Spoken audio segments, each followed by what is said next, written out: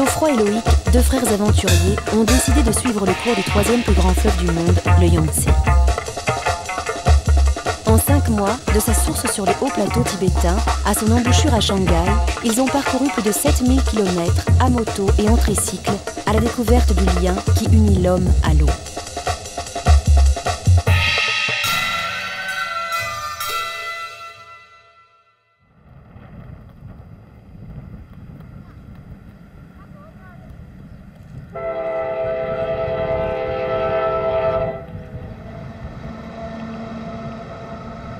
C'est dans cette gare désertique, située sur la voie de chemin de fer la plus haute du monde, qui relie Pékin à Lhasa, que débute notre aventure en Chine. Il nous aura fallu plus de 2 ans de préparation pour arriver là, au cœur des hauts plateaux tibétains. Notre objectif est simple, aller à la rencontre d'un fleuve mythique qui, tel une artère, irrigue le pays le plus peuplé au monde. Bon, elle est où cette source là? Tu vois ce que je vois là? Source du Yangtze. Ben, je sais pas, mais j'ai beau regarder autour, je vois pas d'eau, je vois pas de source. Ah, moi non plus. Par contre, je vois qu'il y a des touristes. Je me demande si on n'est pas sur un attrape-touriste, tout simplement. C'est fort probable.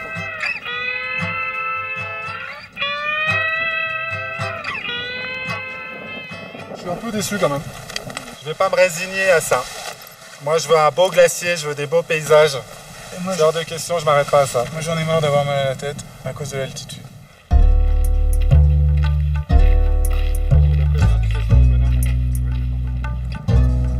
Nous voilà juste au-dessus du Tuotuohe qui va ensuite se transformer en Yangtze-kiang. Tuotuohe, ça veut dire l'eau qui murmure. D'ailleurs, vous pouvez peut-être écouter, on entend l'eau murmurer. Ah ouais, ça c'est ouf. Ouais. La source du Yangtze est à plus de 5000 mètres d'altitude, ce qui nous oblige à nous acclimater au manque d'oxygène. À 4500 mètres, il y a déjà 50% d'oxygène en moins, car l'air se raréfie. Résultat, la nuit nous dormons mal, et la journée nous sommes rapidement essoufflés.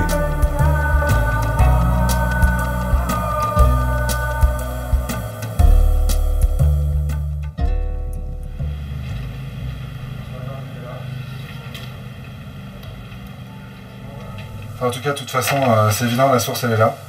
La source du Gela Dendong.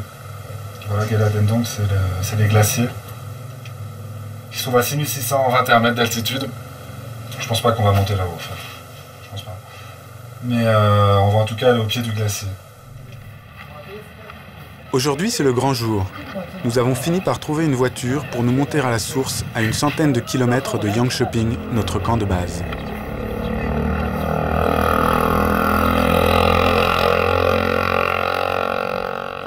Cette nuit, c'est ça?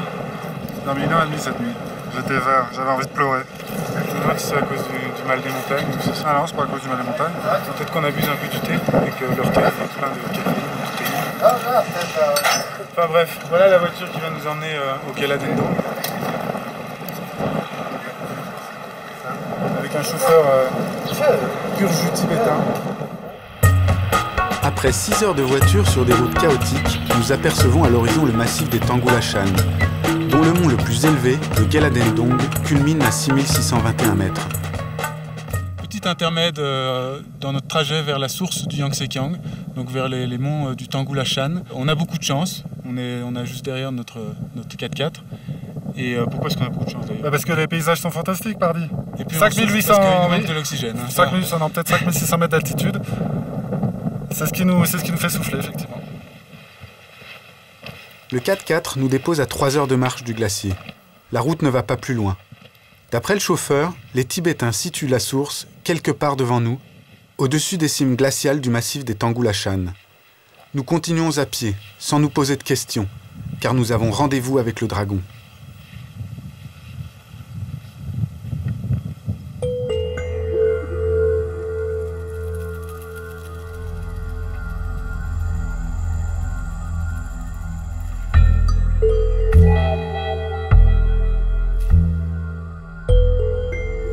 Le Yangtze naît là, devant nos yeux, de plusieurs glaciers situés au cœur de ce massif. Voilà, c'est le début de notre aventure. c'est-à-dire montrer la source du troisième plus grand fleuve du monde, du plus grand fleuve asiatique, qui irrigue 400 millions de personnes en Chine, donc c'est-à-dire un tiers, un quart de la population chinoise, puisque les estimations sont un peu foireuses parfois. Tout à fait en mesure de pouvoir faire un rapprochement entre la naissance d'un fleuve et la naissance d'un être humain. Là, l'eau qui est stockée dans un glacier, c'est comme si elle était stockée dans le ventre de la mer, sauf que ça fait depuis à peu près 2000 ans, peut-être même plus. Le glacier la conserve pour la donner à la Chine, comme ça, c'est extraordinaire, goutte à goutte. Un voyage de 5 mois en Chine, le long du Yangtze, ça fait rêver. Ce qui nous motive dans cette expédition, c'est de vivre une aventure et de découvrir au fur et à mesure de notre descente du fleuve à quel point l'accès à l'eau est primordial dans notre vie quotidienne. Chez moi, je tourne le robinet et j'ai de l'eau sans peine dans mon verre. Qu'en est-il ailleurs? Sur les hauts plateaux où nous sommes, l'accès à l'eau n'est pas encore maîtrisé. La population doit donc consacrer beaucoup de temps et d'énergie pour se ravitailler en eau. Et ce temps perdu n'est pas disponible pour se consacrer à de nouvelles activités. Ce mode de vie se répète de génération en génération, sans changement possible.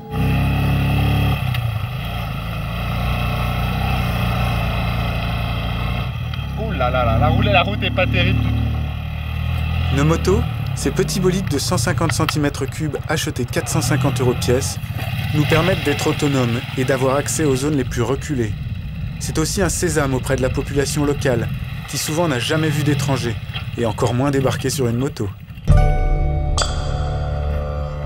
Voilà un peu plus de 4 jours que nous avons quitté la source. Notre progression est difficile. Nous parcourons rarement plus de 50 km par jour.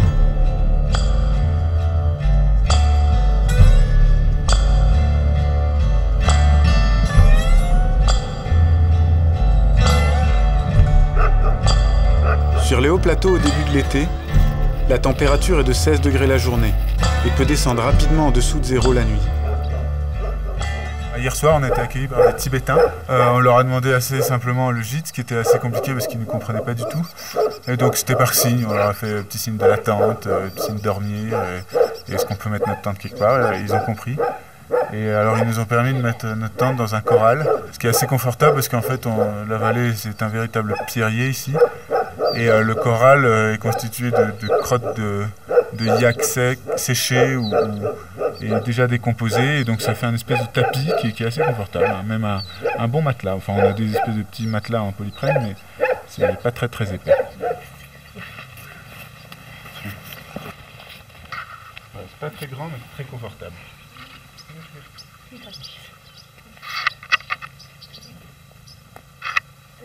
Il y a de la visite. Hein.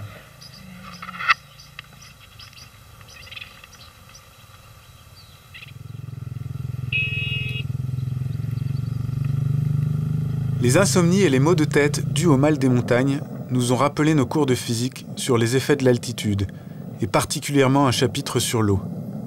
Nous avions appris que la température d'ébullition de l'eau est de 100 degrés au niveau de la mer. Voyons si c'est encore le cas à 4500 mètres. On s'est débrouillé pour trouver des thermomètres, des beaux thermomètres chinois. Alors on espère qu'ils ne vont pas nous mentir. Là ils indiquent 17 degrés. Et ces thermomètres vont nous permettre de mesurer la température de l'eau à ébullition.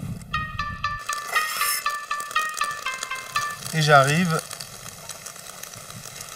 à 81 degrés, ce qui n'est décidément pas la température à laquelle bout notre eau dans notre cuisine en France, à l'altitude de la mer, donc à 0 mètre. Par contre, pour faire disparaître toutes les bactéries, il faut laisser bouillir l'eau beaucoup plus longtemps. Ici, en effet, les Tibétains qui habitent dans la région ne boivent jamais l'eau froide. Tout à l'heure, on a été invité à boire le thé par un Tibétain et on lui a demandé pourquoi est-ce qu'il ne buvait jamais d'eau froide. Il nous a dit parce que ça nous rend malade. Alors on lui a demandé si c'était une tradition religieuse aussi, s'il y avait quelque chose qui était lié. Et tout simplement, ça nous rend malade. Alors il y avait une première chose à cause des bactéries et selon lui, il y avait une seconde chose, c'est quand on boit l'eau trop froide, ça donne des maux d'estomac. Il nous reste une mission sur ces hauts plateaux, c'est interroger un jeune sur son vécu de l'eau, afin de pouvoir faire une comparaison comme on souhaitait le faire, entre un jeune sur les plateaux tibétains, donc à la source du Yangtze, un autre au niveau des villes en transition, et encore un autre à Shanghai, et essayer de pouvoir faire une comparaison entre ces trois jeunes, et montrer que l'accès à l'eau a une part très importante dans leur processus de développement, d'éducation, d'épanouissement personnel.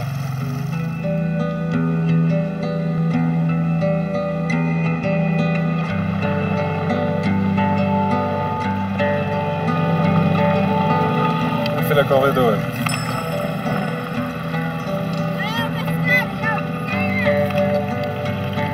Kmarre est la première bourgade que nous traversons depuis que nous avons quitté la source. Nous décidons de nous y arrêter quelques jours, pour souffler un peu, et rencontrer ces Tibétains qui balancent encore entre la vie nomade des hauts plateaux et la vie sédentaire.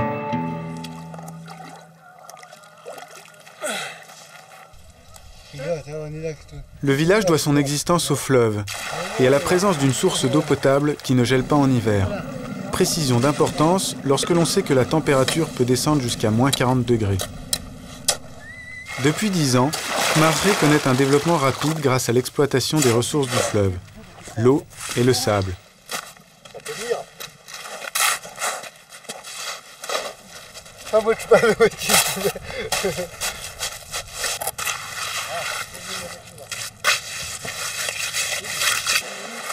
Ces deux ingrédients, additionnés avec du ciment apporté par des ouvriers venus de la grande ville la plus proche, permettent de construire des briques et donc d'abandonner les tentes traditionnellement utilisées par les nomades.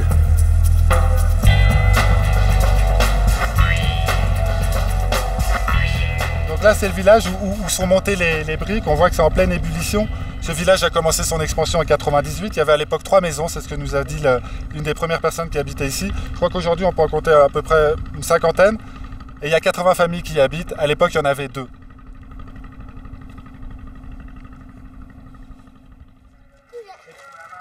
Les villages des hauts plateaux ont la particularité d'être animés par des magasins où on trouve de tout. C'est là que nous nous ravitaillons en essence, en huile lyophilisée et bien sûr en eau potable. À Kmarre, nous avons nos habitudes dans celui de la jolie Chinchaoli. Bonjour, je m'appelle Chinchaoli. Avant de vous présenter ma famille, laissez-moi vous montrer le magasin. Venez voir. Et quand je vous dis qu'ils vendent de tout, c'est vraiment de tout.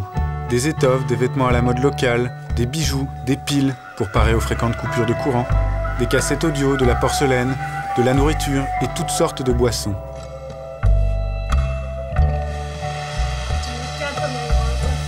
Nous sommes touchés, car Chinchaoli a aussi la gentillesse de nous ouvrir la porte de sa maison. Voici ma mère. Je suis rentrée hier pour les vacances. Je ne la vois pas souvent car je ne rentre qu'un mois par an à la maison.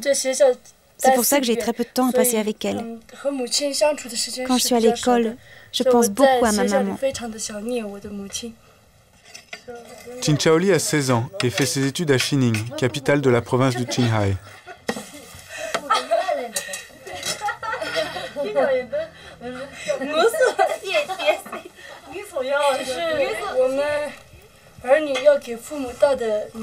Je sers du lait de yak aux plus âgés que moi. C'est la tradition ici au Tibet. C'est très nourrissant. Il est très précieux et coûte très cher. Il faut l'apprécier et surtout ne pas le gaspiller. Un peu comme pour l'eau en fait. Pendant les vacances d'été, elle parcourt les 1100 km qui la séparent de sa famille et retrouve ici un rythme de vie qu'elle n'a pas en ville. Par amusement et parce qu'elle rêve secrètement de devenir présentatrice de télévision, Chinchaoli accepte de nous faire partager une de ses journées. Vous venez les gars, on va chercher de l'eau. Ou plutôt, porter de l'eau.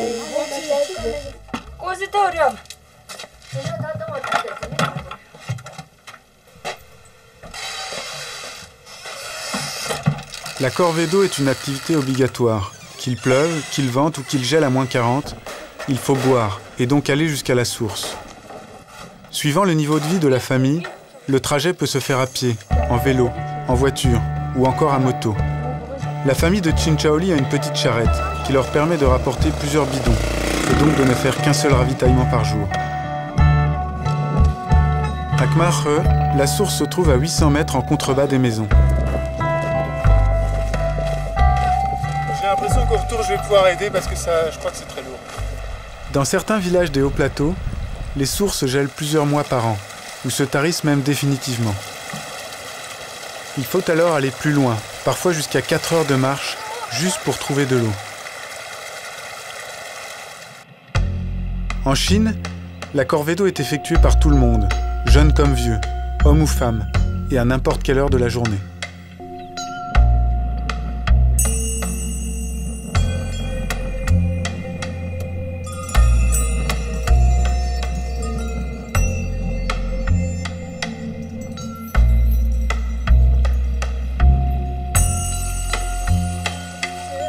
La gestion de l'eau est primordiale pour nous.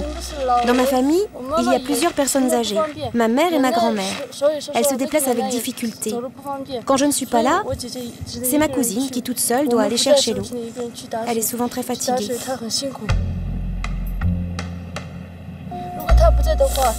Quand elle n'est pas là, elles doivent payer quelqu'un pour aller chercher l'eau. Ça coûte 3 yuan à chaque fois. Si on paye toujours les autres, ma famille n'aura bientôt plus d'argent. Il n'y a pas beaucoup de jeunes dans la famille, donc il faut économiser l'eau. Elle est froide, hein?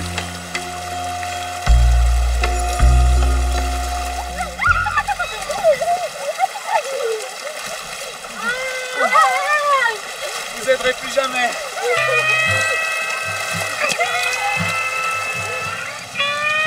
Chaque seau d'eau pèse entre 10 et 15 kilos.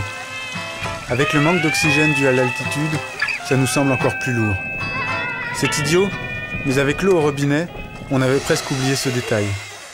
Détail pour nous qui sommes jeunes et en pleine forme, mais qui se révèle être un véritable handicap pour les personnes âgées.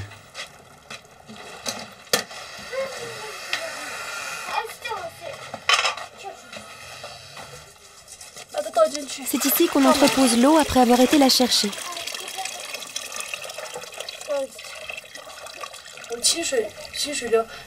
C'est une belle source d'eau pure que nous avons au village. Nous prenons tous soin de ne pas la polluer car c'est l'eau que nous buvons. Si nous la polluons, ça aura des conséquences directes sur notre santé. C'est de l'eau de source, comme celle que nous achetons en magasin.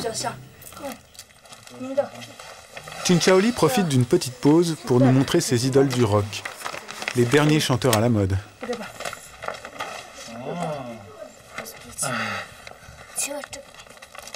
Celui-là, c'est mon préféré. Je l'adore. En ville, on a accès à l'eau courante et on peut facilement laver son linge. Ici, c'est pas le cas. On doit tous aller au bord des rivières pour faire sa lessive. Bon, on y va. Vous m'accompagnez ?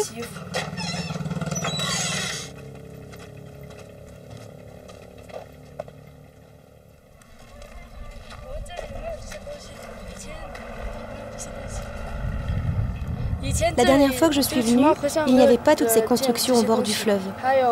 Là-bas non plus, il n'y avait rien. Maintenant, les voilà déjà construites. Je suis rentrée hier après-midi pour les vacances, je n'avais pas encore vu tous ces changements. Je dois me réhabituer à chaque fois que je reviens car ça évolue vite. Les habitants de Khmer, qui découvrent un nouveau mode de vie, doivent faire face à la gestion des déchets. Avant, ce qu'ils laissaient derrière eux était organique et donc naturellement digéré par la nature. Aujourd'hui, tout est jeté tel quel. Petit à petit, une organisation devra s'établir pour prendre en charge la collecte des déchets et l'approvisionnement en eau potable.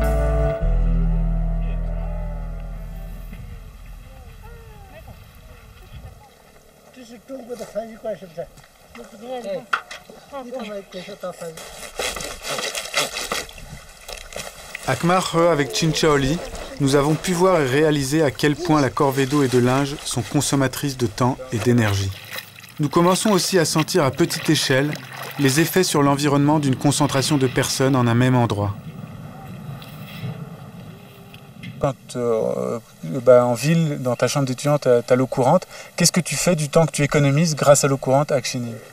Ce temps et cette énergie, je l'utilise pour aider les autres et me concentrer sur mes études. J'ai aussi plus de temps pour faire du sport et améliorer mon physique. Quand j'en ai assez d'étudier, je lis des livres hors du programme scolaire. Je les trouve plus intéressants. Par exemple, j'ai lu des contes des frères Grimm, Robinson Crusoe, et l'éducation sentimentale. Enfin, ce sont surtout des œuvres célèbres. Je trouve ça plus constructif.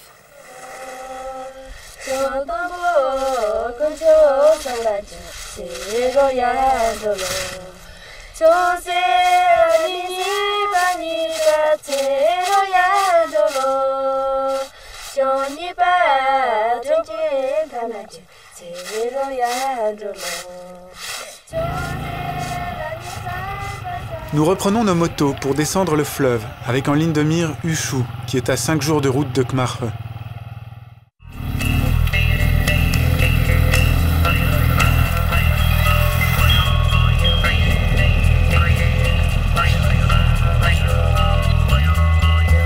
Depuis la source, nous avons déjà parcouru 750 km.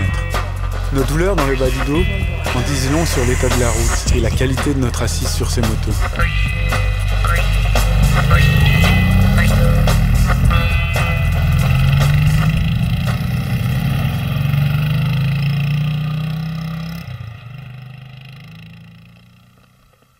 On est dans le plus grand pays d'Asie, on est en train de longer le plus long fleuve d'Asie, et en même temps, à côté de ce plus long fleuve d'Asie, il y a la plus longue chaîne de montagnes d'Asie, les monts Kowloon. C'est ouf, non? C'est drôle. On est dans le gigantisme. J'allais le dire. Par contre, on fait 25 km en 2 heures. Ça, c'est vraiment pas top. Il faut voir l'état de la route aussi. Ouais. Là-bas, on a vraiment le sentiment que ça tombe. Hein. Là, on est sur les hauts plateaux, puis là-bas, tout là-bas, ça tombe vers le Yunnan, le Sichuan, et ça va dévaler les 4800 mètres de dénivelé jusqu'à la mer.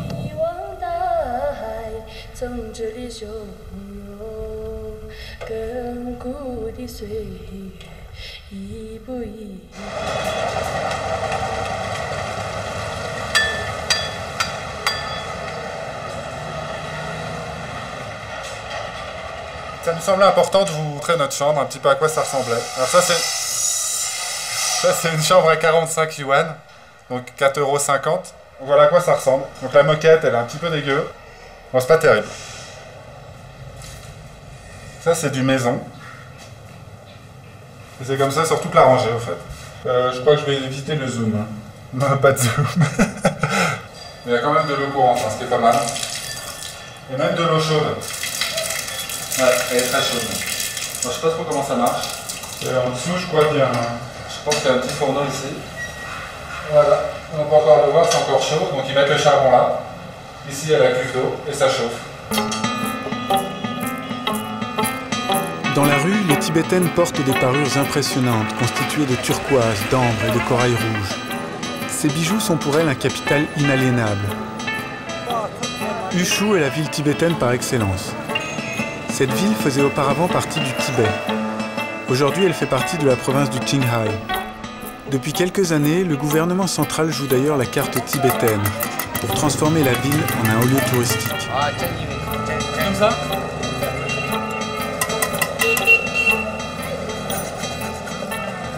Il faut essayer à côté. Ouais, c'est marrant, en fait c'est de l'argent, donc c'est très tendre. Et tous les petits coups que tu fais rentrent très facilement.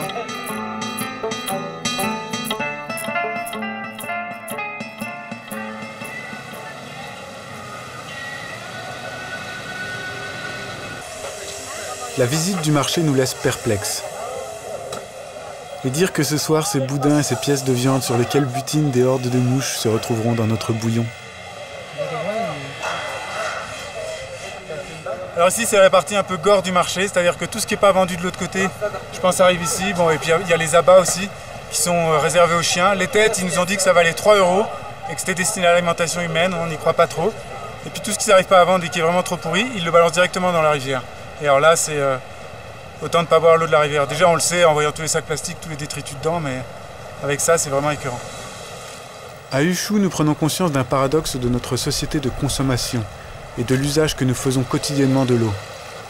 Sans se soucier de ceux qui se trouvent en aval du fleuve, nous jetons tout dans l'eau et souhaitons ensuite qu'elle arrive pure dans notre verre.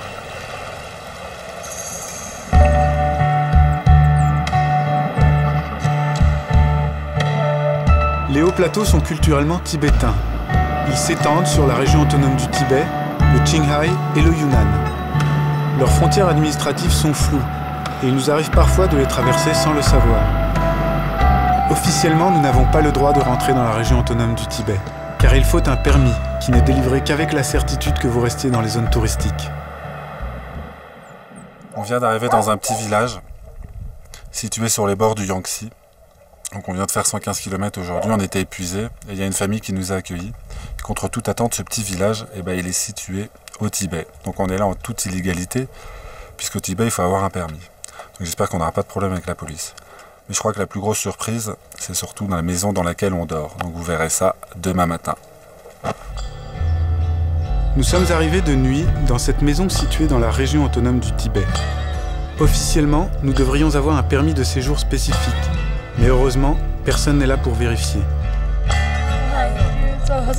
La famille est aussi intriguée par notre caméra que nous le sommes par leur mode de vie.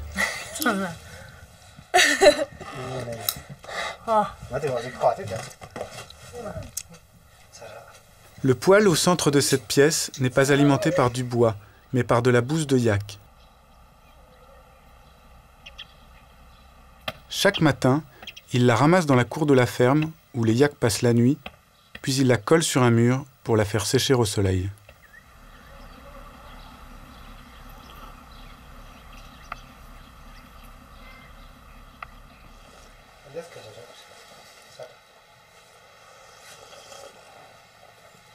Alors, je suis attablé avec la famille tibétaine qui nous a accueillis hier soir. Et là, ce matin, ils nous ont offert un petit déjeuner. Donc, ils nous ont offert du cha, c'est du thé tibétain qui est soit du thé avec du lait de yak, soit du thé tout simplement salé.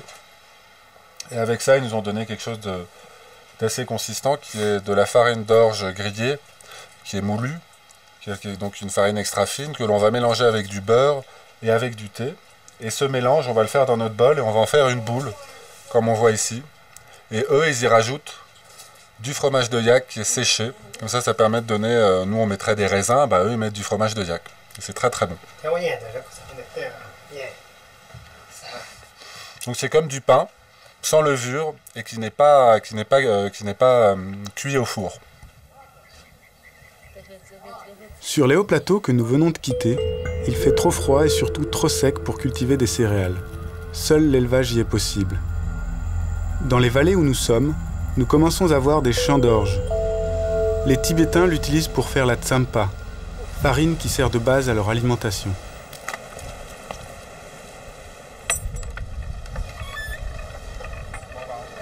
Alors ça c'est de l'orge. Voilà. Donc ils viennent, on l'a vu, là les champs viennent d'être coupés. Et les enfants ils mangent ça comme ça.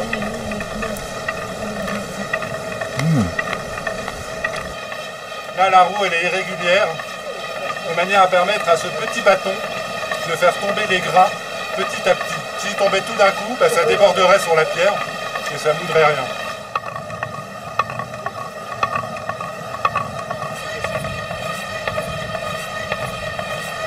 Là c'est vraiment moulu tout fin. C'est vraiment de la farine, extra fine. La question qui vient naturellement à l'esprit, c'est qu'est-ce qui fait tourner cette roue? Et je pense que c'est tout à fait dans notre thème. On va aller voir en bas la mécanique. On s'est mis partout. Donc c'est là où se trouve le secret de ce moulin, qui est un moulin hydraulique, un moulin à eau.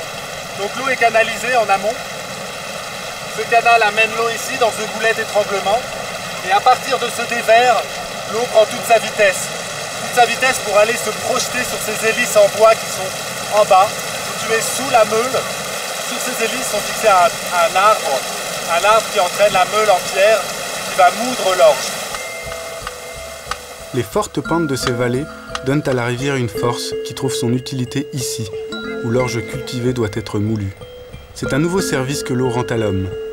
Il s'ajoute à ceux que nous avons vus depuis la source. L'eau est bue, elle sert à laver, à évacuer nos déchets et devient force motrice pour le meunier. Nous venons de retrouver le Yangtze, que nous avions quitté avant Yushu il y a 2 semaines. Nous sommes déjà à plus de 1000 km de la source et nous roulons vers la ville de Batang et son monastère bouddhiste. Ça fait quelque chose de retrouver le dragon, de voir ses écailles, parce que pour les Chinois c'est un dragon, parce qu'il est puissant. Je crois qu'il a un autre nom aussi pour les Tibétains, le fleuve. Le Drichu. Qui veut dire la mamelle... la femelle yak qui pleure. C'est très poétique. Et là, il y a toutes les larmes du ciel qui vont nous tomber dessus, parce qu'il y a un gros orage qui arrive. Et le vent monte, on le sent, et vous l'entendez. Bon allez, on y va? On y go. Nous sommes à quelques kilomètres d'un village dans lequel nous comptons passer la nuit. Nous n'avons plus qu'un col à franchir. Vu le panorama, ce devrait être un réel plaisir. Malheureusement, les problèmes mécaniques arrivent toujours au mauvais moment.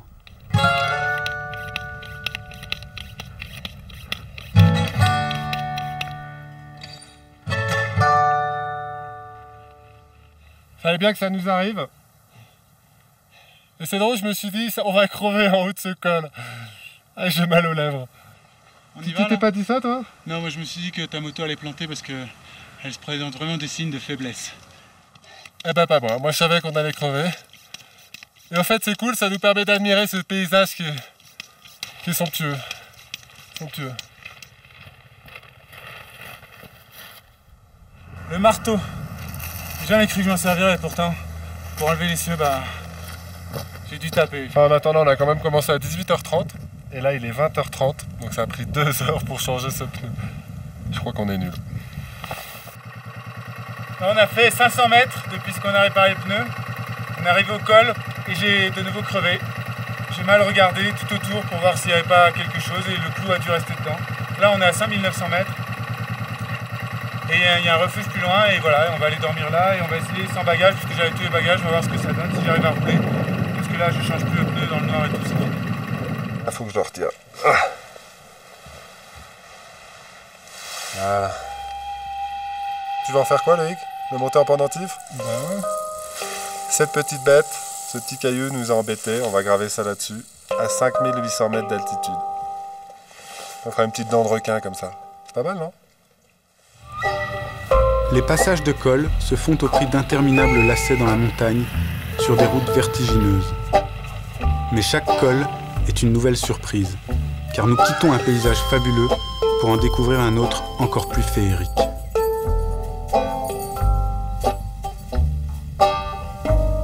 Le Yangtze ne part pas directement vers l'ouest. Il se dirige d'abord vers le sud, parallèlement au Mékong.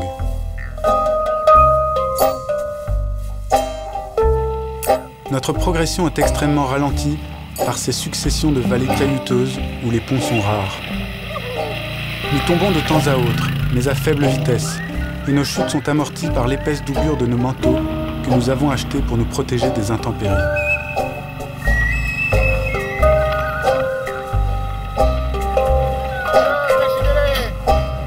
Dans ces villages inaccessibles qui ont conservé leur architecture traditionnelle, on trouve toujours des billards dont les Tibétains raffolent.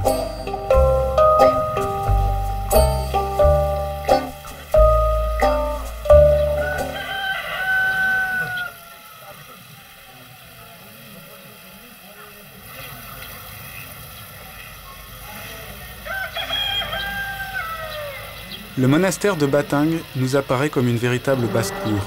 On y voit toutes sortes d'animaux, déposés comme offrandes par les pèlerins.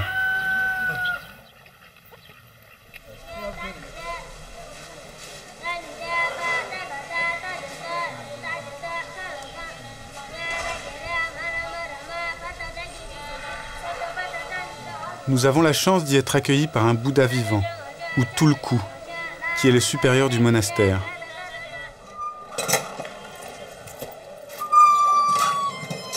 Tu vois quoi comme porte là?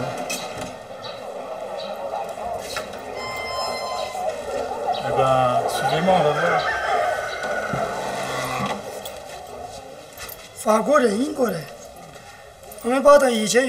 C'est la salle aux 10 000 Bouddhas.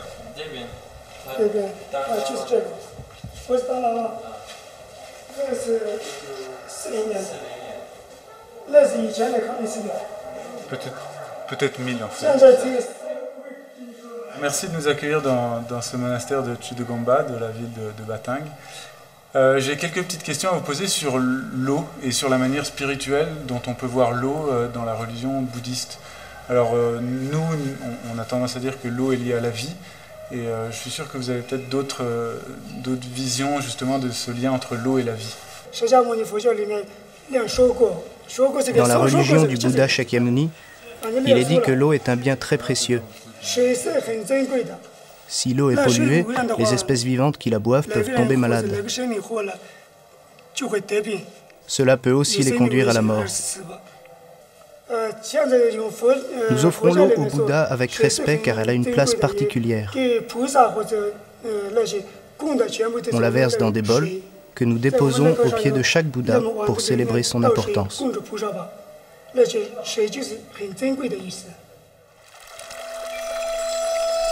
Contrairement à d'autres religions, chez les bouddhistes, l'eau n'a pas de vocation purificatrice. En revanche, elle représente la matière et les principes féminins, terrestres, négatifs, ainsi que les émotions et l'inconscient. Elle est opposée au feu, qui symbolise l'esprit et les principes masculins, célestes, positifs, ainsi que l'intellect et le conscient. L'eau et le feu représentent à eux deux les opposés cosmiques.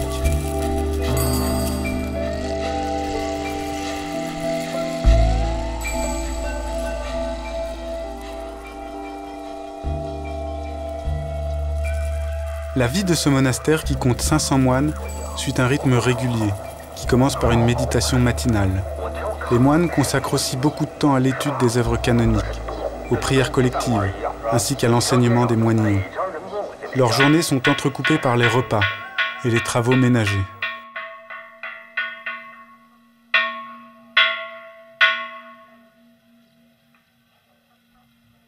Mais à peine arrivés, nous devons rapidement repartir. Car pour rejoindre Shanghai en 5 mois, nous ne pouvons rester plus de 3 ou 4 jours au même endroit.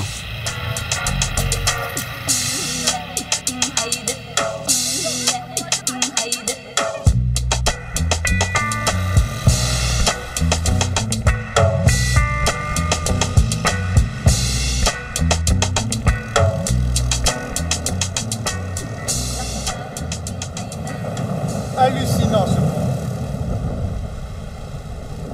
Il y a quelque chose de vachement important pour nous, c'est le Mekong.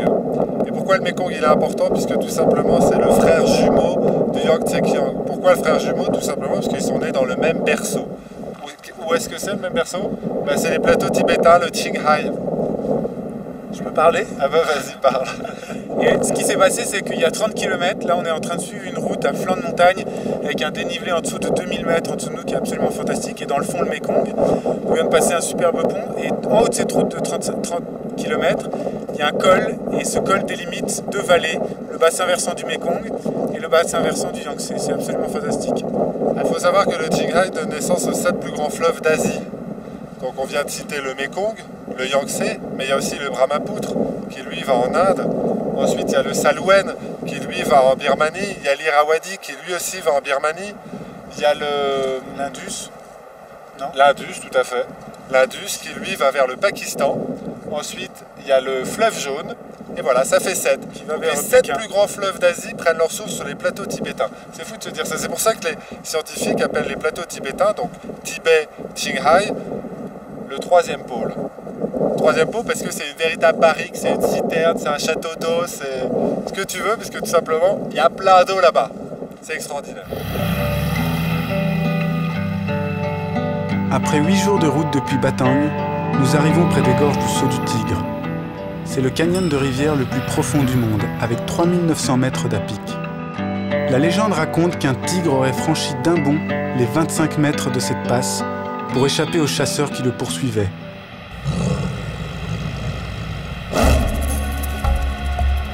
Pour nous, c'est surtout un point du fleuve qui n'est situé qu'au quart de son voyage et qui nous permet d'évaluer toute la puissance du dragon.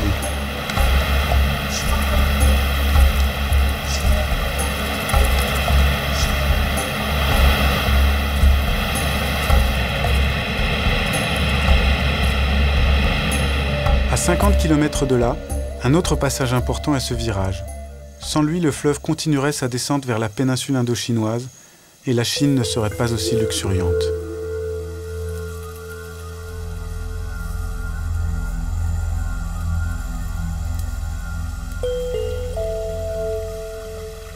C'est sympa ce petit bruit de ruisseau partout. On est enfin dans les régions où il y a une irrigation et une culture du riz et du maïs principalement en escalier, donc en terrasse. Et du coup il y a des petits canaux partout.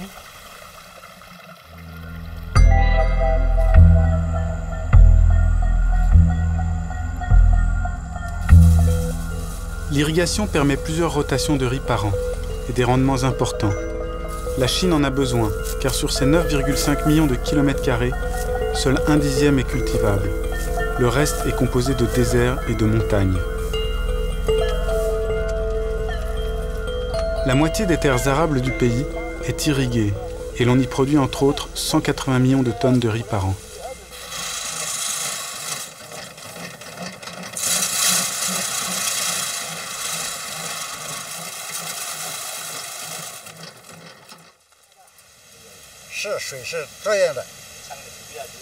Oui, bien sûr que l'eau est importante pour nous.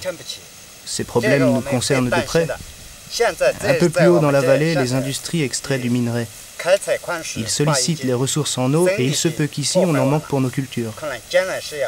Il y aura de plus en plus d'habitants et de moins en moins d'eau. La répartition de l'eau pourrait être un problème dans le futur. Le problème de la Chine aujourd'hui est économique. 1 litre d'eau utilisée dans l'industrie rapporte 70 fois plus que s'il était utilisé dans l'agriculture. Ce calcul montre qu'il faut un arbitrage public strict pour le partage des eaux. Yang, il a fini son champ, et là on va aller voir une fabrique de soie. Une fabrique sur les vers à soie en fait. C'est eux qui font tout. De l'autre côté là? Il suffit de se tourner je pense. On y va.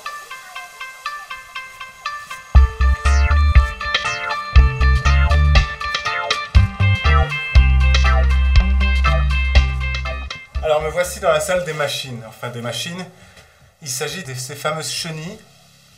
Alors c'est marrant parce que ces petites bêtes sont tout à fait douces à caresser. Elles se chevauchent les unes les autres. Alors voilà comment ça se passe.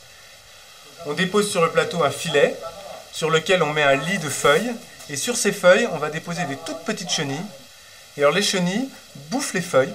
2 fois par jour, on remet des feuilles pour les réalimenter. Et petit à petit, elles grossissent. Il y a à peine 10 minutes, j'ai posé cette feuille-ci. Voilà ce qu'il en reste.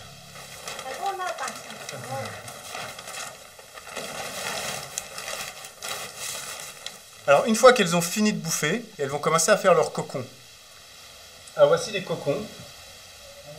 Alors chaque cocon est recouvert d'une fine pellicule de soie qu'on va étirer avec une machine, enrouler, et ce qui va permettre de faire le fil de soie avec lequel on va tisser les habits.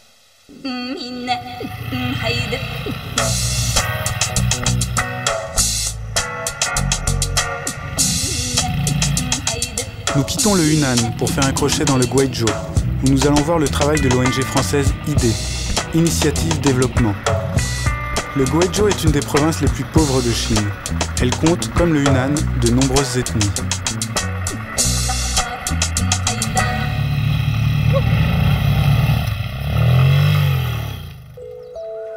Le QG d'ID se trouve à Weining, petite ville en pleine expansion, où l'arrivée du train en 2004 a créé une véritable révolution.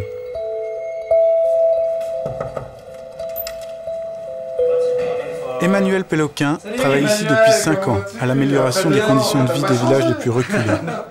La première demande des populations concerne toujours l'adduction d'eau potable. Il a dit en fait on va aller, c'est ici. Et nous on est? Nous on est à Weining, donc on est ici. Et c'est loin, ça fait combien de kilomètres à peu près? Bon ouais, il y a 75 km, 70 km. Ça y est, on est parti là les gars.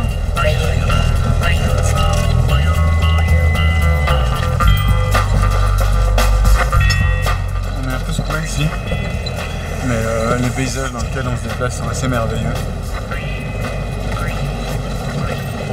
On verra peut-être à la fin de l'après-midi. Ouais, je suis un peu sceptique là pour la pluie quand même. Je pense. Hein.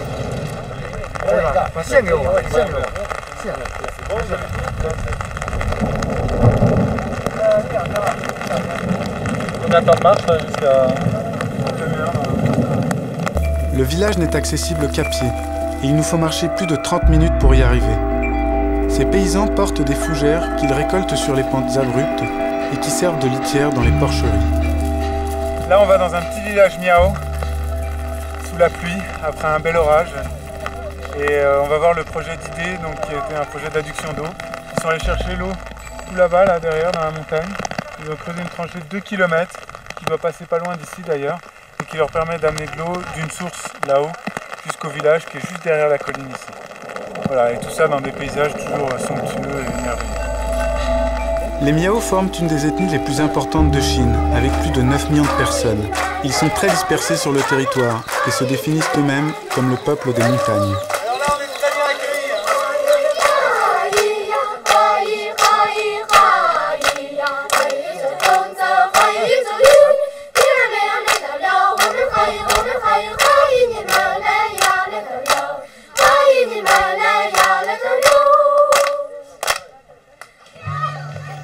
La pauvreté des villageois nous surprend. Ils vivent dans ces montagnes totalement coupés du monde et de la modernité. L'aliment de base est la patate cuite à la braise que les enfants grignotent à toute heure de la journée. En signe de bienvenue et parce qu'ils nous assimilent à l'ONG, tous les villageois veulent nous donner un œuf dur que nous nous empressons de glisser discrètement dans la poche des enfants qui manquent cruellement de protéines. Mais le plus marquant est d'assister à l'arrivée de l'eau au milieu du village, ce qui amuse beaucoup les enfants qui n'ont sans doute jamais imaginé pouvoir jouer avec l'eau.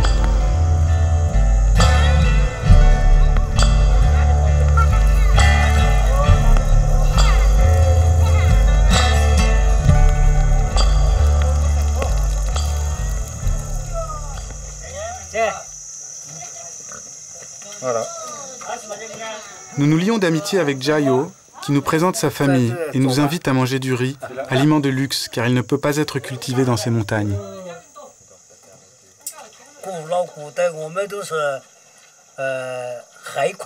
Autrefois, la vie au village était très dure. On devait descendre très loin dans la vallée pour aller chercher de l'eau à la source.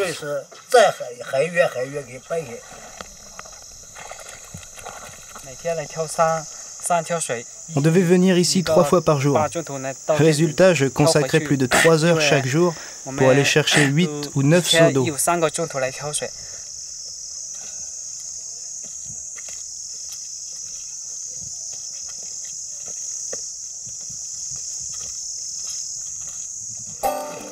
L'ONG a donné le matériel nécessaire à la pose de la conduite d'eau.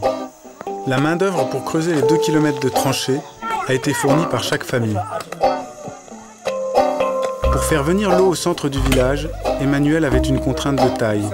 Il ne devait pas utiliser de pompe car son entretien eût été trop cher. Il a donc été chercher une autre source plus haute que le village, sur une montagne voisine, ce qui permet à l'eau de descendre par gravité. Vous êtes venu d'un pays très lointain. Vous avez réussi à faire venir l'eau dans le village. Je n'aurais jamais imaginé ça possible à travers la montagne. C'est vraiment très bien ce que vous faites pour nous.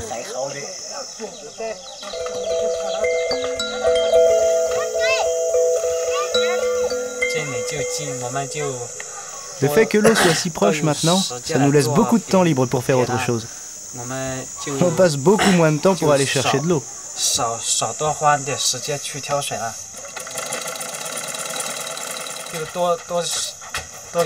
Alors le temps gagné, je vais l'utiliser pour travailler plus, pour préparer la nourriture des cochons, pour moudre le grain, et aussi pour m'occuper de ma femme et de mon bébé.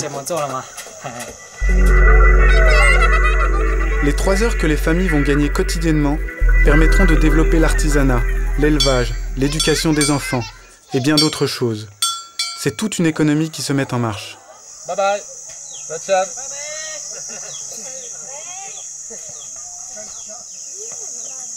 C'est sûr que tu leur as dit au revoir là. Je leur ai dit au revoir. Ils nous accompagnent, ils veulent nous accompagner.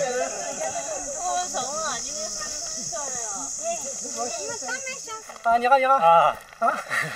Non. Ah. On a reçu là, on y va, Anzo, hein. Ça tient. C'est le villageois qui revient du jour de marché. Tu étais plutôt satisfait de la conduite du projet, de la manière dont il était mené et tout? Ouais. Ouais. Ouais, non, c'est bien passé. Ouais. Bah, l'avantage, c'est qu'Ajigan, c'est une communauté isolée. Donc, on travaille d'une part assez bien ensemble. Et ils sont motivés parce qu'ils n'ont pas eu beaucoup d'autres projets ou beaucoup de gens qui s'inquiétaient de leur situation ou qui discutaient avec eux. Ils sont fiers d'avoir bossé là-bas. Ils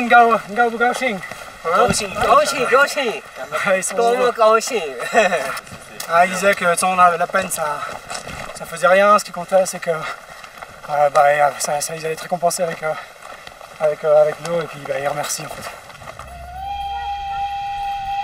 L'accès à l'eau était la priorité pour le développement de ce village Miao. Sans eau, aucune activité n'était possible. Maintenant, ils vont pouvoir produire plus que pour leur simple survie et s'ouvrir aux échanges avec les villages voisins. Hocus pocus. 2006. C'est le nombre de kilomètres qu'on a parcouru depuis la source jusqu'ici. Mais on n'était pas sur cette belle route en asphalte. On a eu des routes pourries avec des cailloux, de la boue, du sable. Bon, ben on va continuer parce qu'il nous en reste 4000, je crois, pour descendre le Yangtze. Et c'est pas gagné. Bye bye.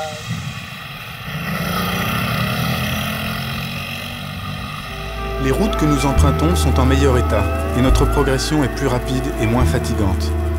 Nous faisons maintenant 300 km en une seule journée, impatients de rattraper le retard sur un planning pourtant assez souple.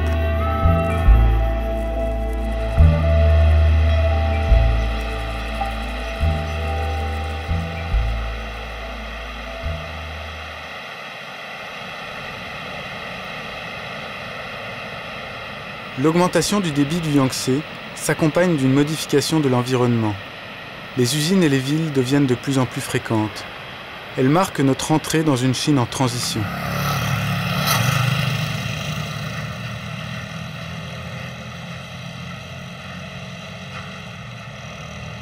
À partir de Yibin, le Yangtze devient navigable et nous devons souvent le traverser soit sur un pont, soit en bac.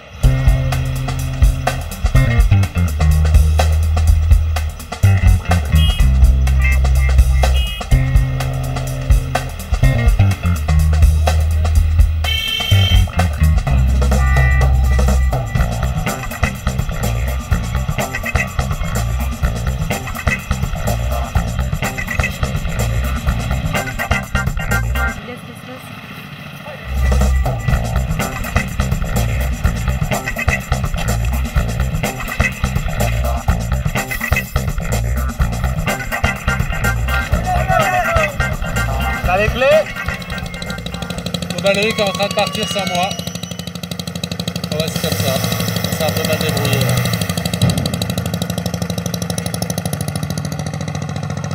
Le fleuve est devenu gigantesque, est devenu énorme. Il y a deux rivières qui se sont mises ensemble. Il y a le Yangtze qui a absorbé le Funan. Et ça donne cette espèce d'énorme monstre.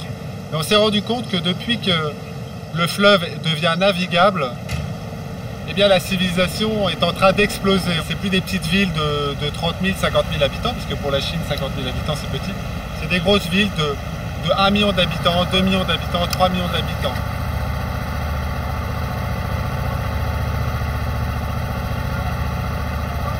Question moto, nous ne sommes toujours pas en règle. Nous n'avons ni permis de conduire, ni plaque d'immatriculation. Mais heureusement, en ce qui concerne la circulation routière, les autorités sont assez tolérantes hors des grandes villes. Nous apercevons les premières tours de la banlieue de Chongqing. Le compteur indique 4300 km depuis la source. C'est la première fois que nous entrons dans une mégalopole chinoise. Cette banlieue n'est qu'un vaste chantier, où les tours poussent comme des champignons. Mais quelle est réellement la place de l'eau dans cette urbanisation galopante ?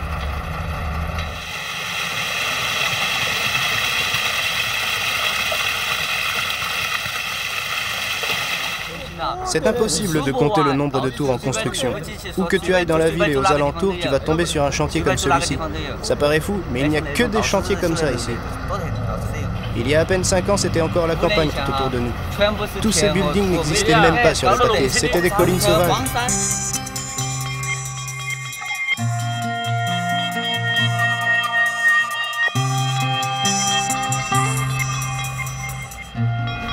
Dans tous ces immeubles, on installe l'eau courante. C'est pas comme sur les hauts plateaux du Qinghai. Ici, on a plus de ressources pour se développer.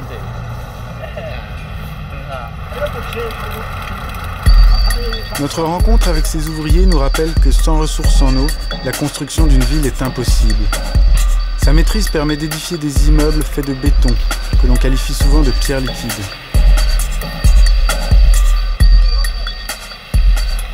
À chaque étape de notre travail, on a besoin de l'eau.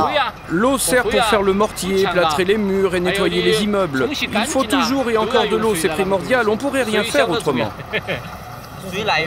L'eau qu'on utilise pour la construction vient du Yangtze. Elle est d'ailleurs plus propre que celle du fleuve Jaune qui est au nord de la Chine.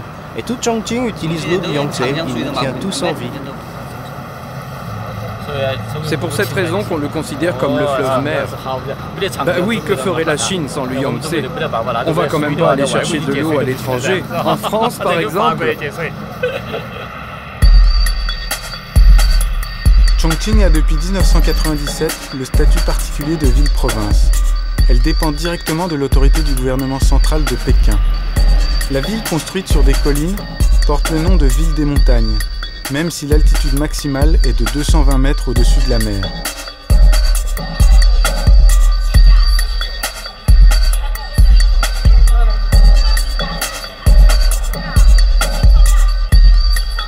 Derrière nous et derrière le Yangtze, vous voyez la ville de Chongqing, qui est la plus grande agglomération chinoise, 30 millions d'habitants, et qui marque pour nous notre entrée dans la partie industrielle de la Chine.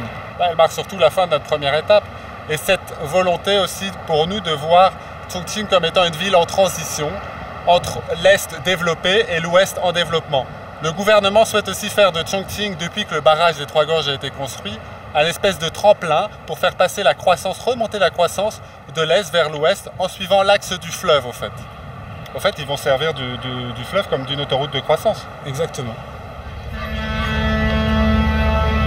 La réalisation du barrage des Trois Gorges permet aujourd'hui aux bateaux de 10 000 tonnes d'arriver jusqu'à Chongqing.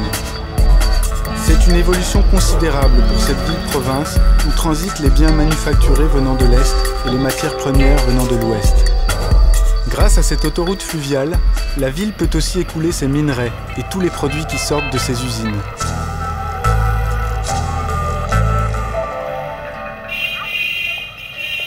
À Chongqing, nous choisissons de nous déplacer à pied ou en taxi pour éviter les accidents et les tracasseries administratives.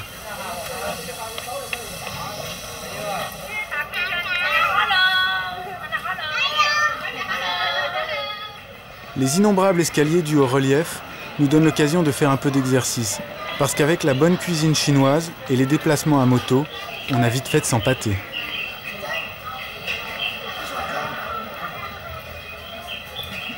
Nous aimons nous promener dans ces marchés animés pour y apprécier la diversité des produits, notamment les poissons que nous n'avions jamais vus sur les hauts plateaux.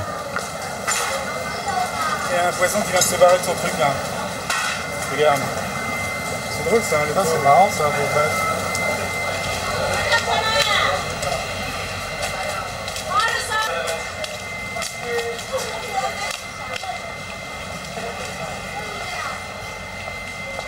Que le marché est encore assez typique. On n'est pas dans la partie la plus building de Chongqing.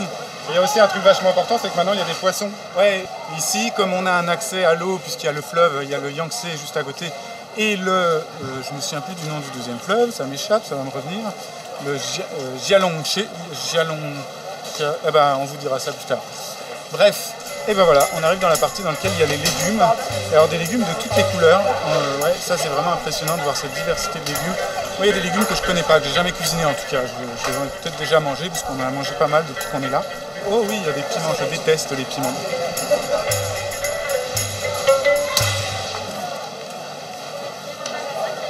Ah ben voilà un fameux étalage où on a plein d'œufs différents. Alors ici il y a les fameux œufs de 100 ans, qui sont des œufs qu'on enduit avec de la cendre de feu et qu'on laisse pendant 1 mois ou plus. Là ils sont pelés, là il y a des œufs de canard, là c'est des œufs de poule élevés à la campagne et là c'est des œufs de poule industriels.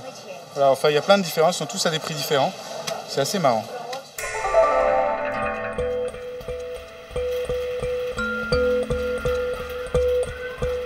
Chongqing jouit d'un climat de mousson subtropical, chaud et humide. Nous sommes bloqués dans notre hôtel par des précipitations exceptionnelles, qui provoquent des inondations et des glissements de terrain dans toute la province. En ville, le phénomène est impressionnant, car la couche de béton qui recouvre le sol amplifie le ruissellement et provoque une saturation des réseaux d'évacuation.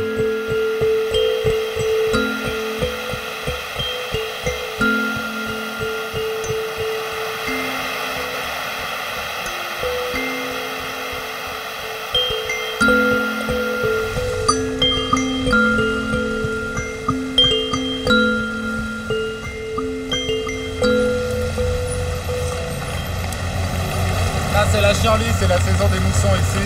On est toujours à Chongqing. On a donné nos 2 motos à une ONG et pour changer, on avait envie de s'amuser un peu. On va acheter un tricycle. Ça nous semble intéressant aussi pour être proche de la population, comme les deux motos. Et de Chongqing jusqu'à Shanghai, on va utiliser ce tricycle. Bon, on va aller l'acheter là. Bonjour. Est-ce que vous avez un tricycle? Non, on n'en a pas. Ils n'ont pas de tricycle. Non. Non, on n'en a pas. Vous n'avez pas un tricycle? Non, j'en ai pas. Meilleur tricycle? Ah bah, elles vendent pas de tricycle, elles. Je pense que c'est normal. Ah bah oui, elles vendent de l'eau. Là-bas, je pense. À mon avis, ils doivent avoir là-bas. Ah, il a des tricycles. Ah, bon, on est sauvés. C'est ce qu'on cherche. Le tricycle, sorte de moto à 3 roues, est le moyen de transport le plus populaire dans la campagne chinoise. Cela va du simple plateau à la carrosserie très évoluée pour faire taxi. Nous cherchons le moins cher et le plus léger. Et là, il vient de me filer le calumet de la paix. En fait, c'est pour dire qu'on a signé ensemble. Et on va l'acheter à 7 000 yuan, c'est-à-dire 700 €. Et 700 €, il va nous filer des casques, il va nous filer des pièces de rechange, tout ça pour nous aider. Plutôt cool, le mec. Et en gros, pour la commander, ils ont besoin de 4 jours de délai. Mais là, ils ont téléphoné à l'usine et l'usine veut bien travailler cette nuit et la nuit prochaine pour qu'on l'ait vendredi, sachant qu'on est mercredi. Donc ils sont plutôt sympas, ils sont plutôt coopératifs.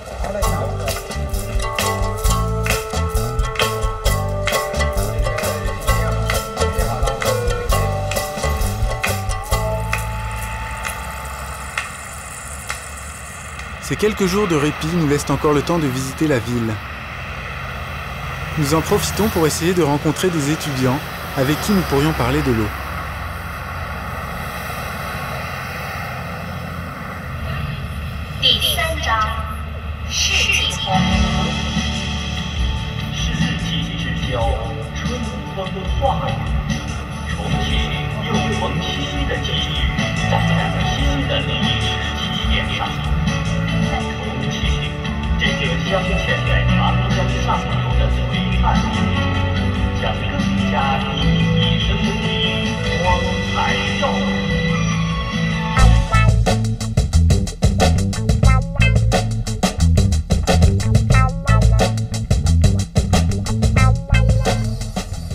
On est toujours à Chongqing, c'est la modernité, la musique, les gens dansent dans la rue.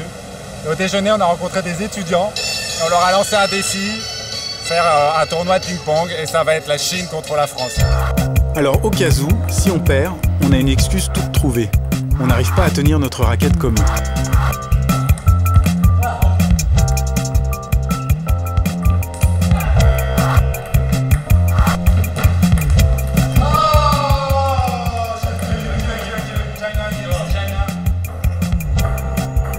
Les Chinois ont tous des téléphones hallucinants, qui font appareil photo, caméra et radio. Ils adorent filmer un étranger, et surtout poser avec lui. Cette popularité, hélas temporaire, flatte beaucoup notre ego.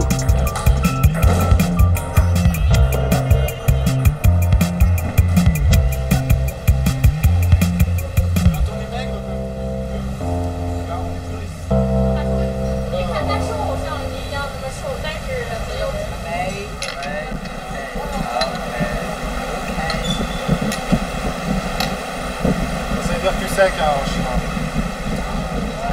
Vous voulez faire quoi comme étude plus tard? En ce qui me concerne, je souhaiterais bosser dans le développement de logiciels. Moi, je préférerais être ingénieur dans le génie civil. Moi, je crois que je suis un cas à part. J'aime beaucoup de choses. J'aime tout ce qui touche au management, à la finance, à l'architecture, à l'informatique. C'est idiot, mais j'aime presque tout. Je ne sais toujours pas pour quelle raison étrange, je me suis inscrit à l'école d'agriculture du Sichuan. C'est ce que tu me dis. J'ai bien compris que ton frère et toi, vous vous intéressiez à la problématique de l'eau. Mais ici, on est tout près du fleuve Yangtze et on ne manque pas d'eau. Ce qui nous pousse d'ailleurs à ne pas faire attention à l'économiser car on n'en manque pas. Par contre, je sais que beaucoup de pays manquent d'eau. Est-ce que c'est aussi le cas de la France? En fait, ça dépend aussi des régions. Il y a des régions en France où il y a des manques d'eau. Et c'est pas vraiment un problème de quantité en France. Peut-être un petit peu dans le sud, dans certaines régions du centre. Mais c'est surtout un problème de qualité d'eau. Et ça, c'est le même problème dans le monde entier. Est-ce que vous pensez que le Yangtze Kiang va jouer un rôle important et pourquoi? Le Yangtze, c'est l'artère de la Chine. Il joue un rôle capital pour notre pays. Sans le Yangtze, il n'y aurait certainement pas assez d'eau potable pour la plupart des Chinois.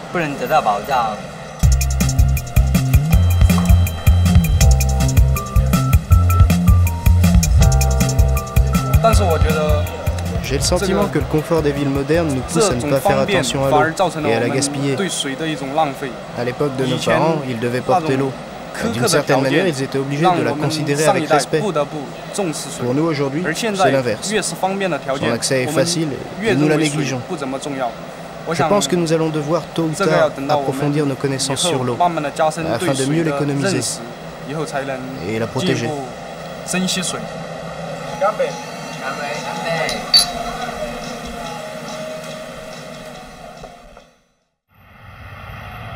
La rencontre avec ces jeunes nous a permis de voir à quel point les Chinois sont conscients de tout devoir au Yangtze, qu'ils appellent littéralement le fleuve mère. Avons-nous encore cette conscience en Europe? Nous avons aussi été étonnés du lien qu'ils établissent entre confort et gaspillage. Chez nous, nous sommes clairement trop gâtés. Notre génération n'a jamais connu de pénurie et n'imagine pas qu'il est possible de vivre en consommant moins d'eau. Le confort passe avant toute chose, souvent au détriment de notre environnement.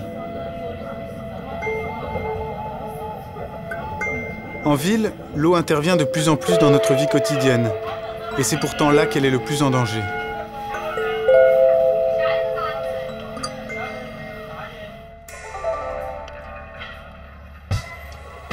La gestion de l'eau dans une ville se fait en deux temps.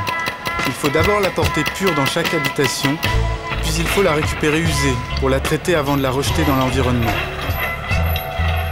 Si l'eau usée n'est pas assainie et retourne polluée dans le Yangtze, le lac artificiel du barrage des Trois Gorges, situé en aval de Chongqing, va se transformer en dépotoir.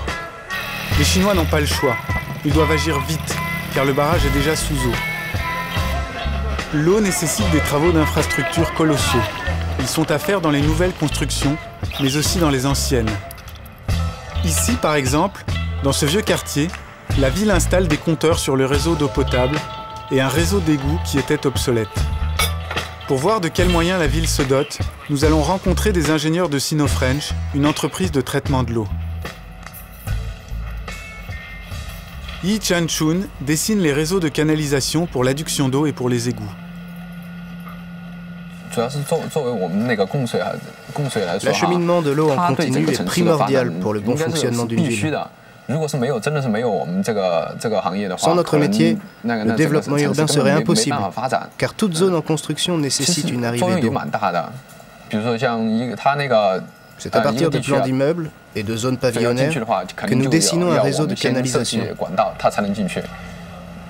En Chine, nous sommes considérés comme des pionniers, parce que notre travail commence bien avant le premier coup de pioche. Le réseau de canalisation d'eau d'une ville peut être assimilé à la circulation sanguine du corps humain. Yi Chan-chun nous présente ensuite Li Jiangzong, qui travaille ici depuis 25 ans. Il est considéré avec beaucoup de respect dans l'entreprise. De nombreux quartiers et industries lui doivent l'eau courante.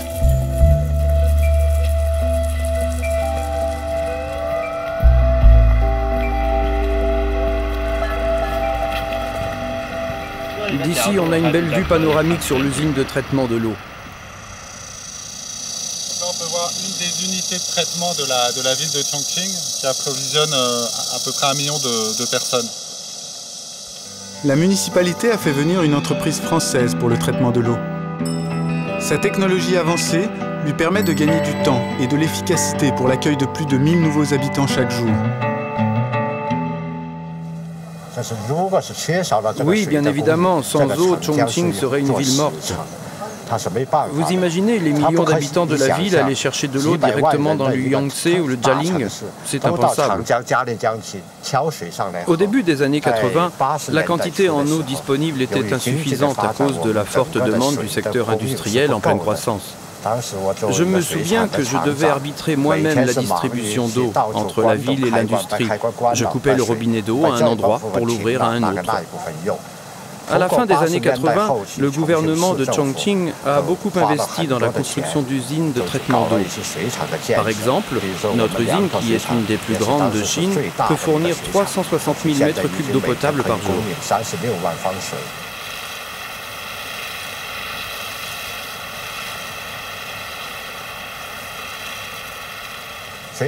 Depuis quelques années, avec les moyens mis en œuvre et les nouvelles normes, nous avons pu augmenter les quantités d'eau disponibles, améliorer sa qualité et protéger les ressources mises à notre disposition. Pour moi, l'eau potable joue un rôle primordial dans le développement économique d'une ville et l'amélioration du niveau de vie de ses habitants.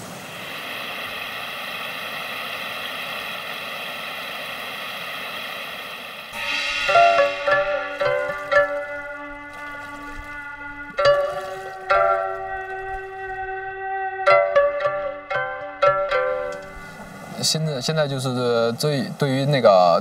pollution de l'eau est un problème commun qui touche la Chine, mais aussi le reste du monde.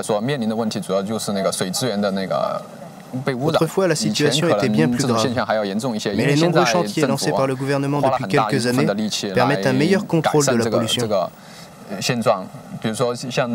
Par exemple, au bord du fleuve Jialing, on a construit plusieurs réservoirs pour collecter les eaux usées et ainsi protéger le fleuve. L'adduction d'eau et la protection des ressources ne peuvent se faire sans une organisation rigoureuse, reposant sur des compétences pointues.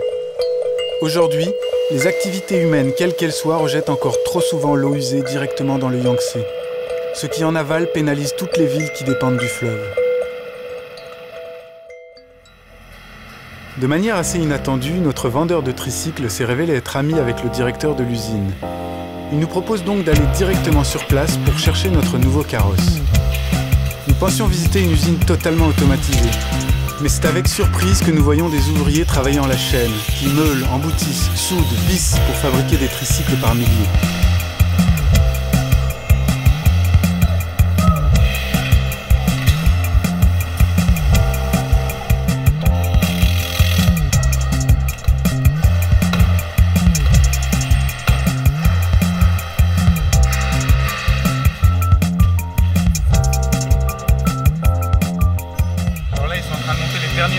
Sur la moto, ils collent les autocollants sur les porteurs et puis ils mettent la bâche et des bancs à l'arrière.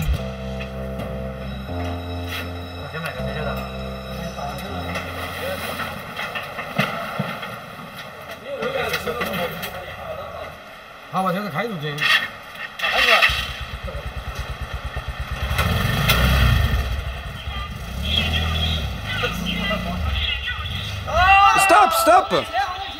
Il faut dégonfler les pneus.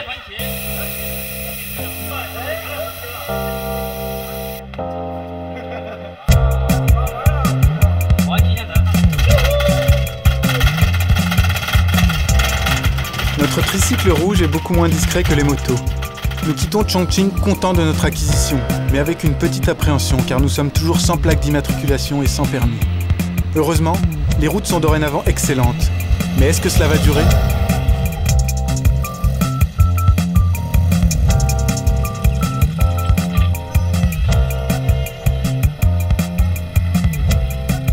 Les récentes inondations ont provoqué de nombreux glissements de terrain sur les routes. Et lorsqu'il n'y a pas de route, les pistes sont défoncées par les camions. Il n'y a personne derrière moi.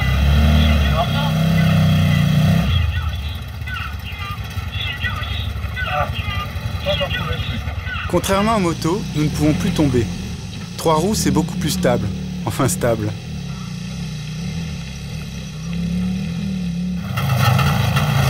Alors heureusement qu'on est passé à 200 cm3. On aurait eu un peu de mal.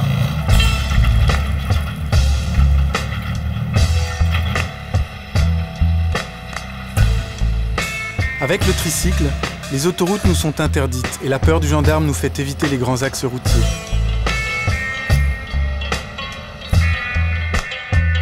Nous filons à toute allure vers de nouvelles rencontres et des paysages qui, sans aucun doute, vont encore beaucoup nous surprendre.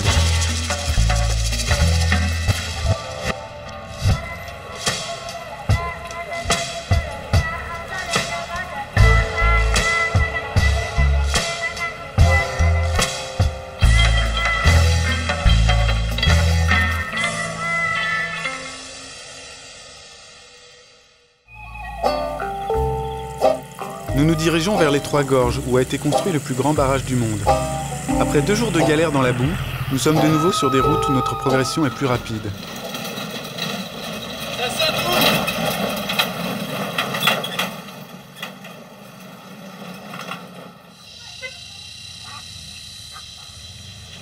Nous trouvons une nouvelle organisation dans notre tricycle, l'un conduisant pendant que l'autre est à l'arrière. Ce véhicule est tout aussi fatigant que les motos, car le bruit est assourdissant et l'absence d'amortisseur est un véritable supplice. La première mise sous eau du barrage des Trois Gorges, en 2002, a créé un lac artificiel de 660 km de long et provoqué une montée des eaux de 145 mètres en quelques semaines.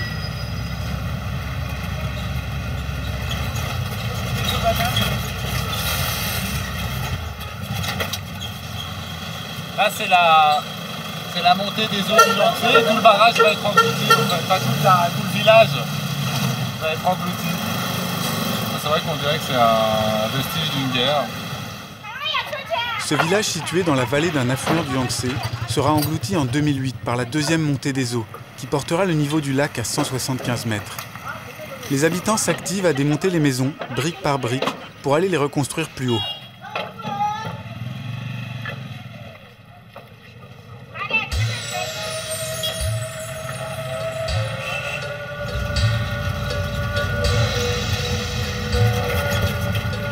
Depuis 1992, date du début de la construction du barrage, les Chinois ont remodelé les vallées inondables. Tout a dû être reconstruit plus haut. Villages, villes, routes, ponts. Mais cela prend du temps et il reste encore beaucoup à faire. En tout, il y aura 30 000 hectares de terres cultivables perdues et près de 2 millions de personnes déplacées. Il n'y a plus d'eau dans le radiateur. En fait, il a percé. Le tricycle nous joue déjà des tours. Nous devons nous arrêter toutes les heures pour remettre de l'eau. Ouais. Je peux prendre de l'eau? Ouais. Merci. D'où venez-vous? De France. Mais tu parles très bien anglais? Oui, juste un tout petit peu. Juste un petit peu? Pourquoi êtes-vous ici? Pourquoi? Parce qu'on vient de Chongqing et on va à Shanghai. De Tangulashan jusqu'à Shanghai. Ah oui, je connais. C'est pour boire? Non, c'est pour la voiture. Je vais mettre l'eau dans la voiture.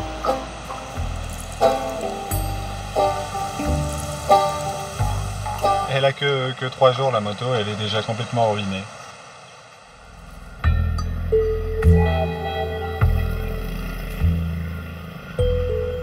Sur le Yangtze, il y a toujours un pont monumental. Et quand il n'y en a pas, c'est qu'il est en train d'être construit. Alors on traverse en bac.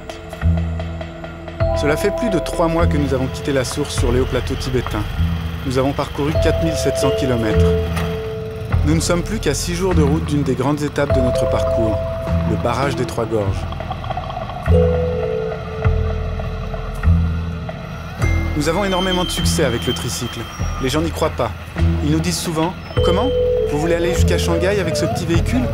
Mais c'est impossible, c'est très très loin, et les routes sont en très mauvais état. Ils ne conçoivent pas notre choix de ne pas être dans un gros 4x4 avec un chauffeur.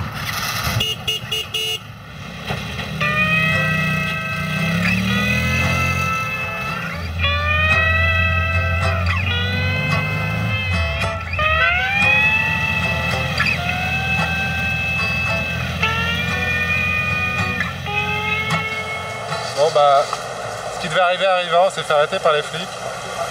Et c'est drôle parce que ils savent pas quoi faire de nous. Enfin si, ils savent qu'ils veulent se débarrasser de nous le plus rapidement possible, parce qu'en fait, ils sont plutôt sympas. Ils travaillent là dans la police depuis 20 ans, nous disait le gars. Ils n'ont jamais eu en 20 ans des étrangers qui roulaient sans plaque, sans permis, donc de manière totalement illégale et en transportant quelqu'un en plus. Et comme ils aiment bien le projet, parce qu'on leur a expliqué qu'on descendait le Yangtze, bah, ils ont envie de nous permettre de continuer. Alors il était question de nous arrêter, de prendre et de séquestrer la voiture, mais en fait ils ne veulent pas le faire. Et il semblerait qu'ils veulent se débarrasser de nous et nous pousser le plus vite possible en dehors de la province. Alors là on se retrouve à faire du tourisme forfait, c'est très agréable.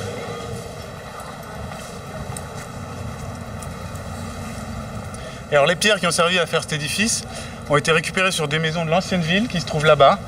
et ont permis de faire cette espèce de forteresse qui permet à tous les bateaux touristiques d'atterrir ici. Et c'est la ville de quoi, Geoffroy ? Fenji. Fenji, la ville de Fenji. Donc ici, le barrage des Trois Gorges a inondé toute cette ancienne ville et va monter jusqu'au niveau 175 mètres qu'on voit ici. C'est-à-dire qu'il doit encore monter d'une vingtaine de mètres. Et voilà, on voit un bateau de touristes qui arrive là et qui va s'amarrer ici. Et on va être bientôt inondé par des touristes chinois principalement parce que en fait, le trajet sur les Trois Gorges est fait principalement par des touristes chinois.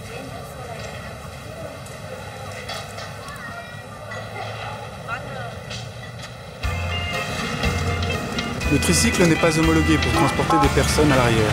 Nous devons donc nous séparer. L'un au volant du tricycle, l'autre dans la camionnette de police.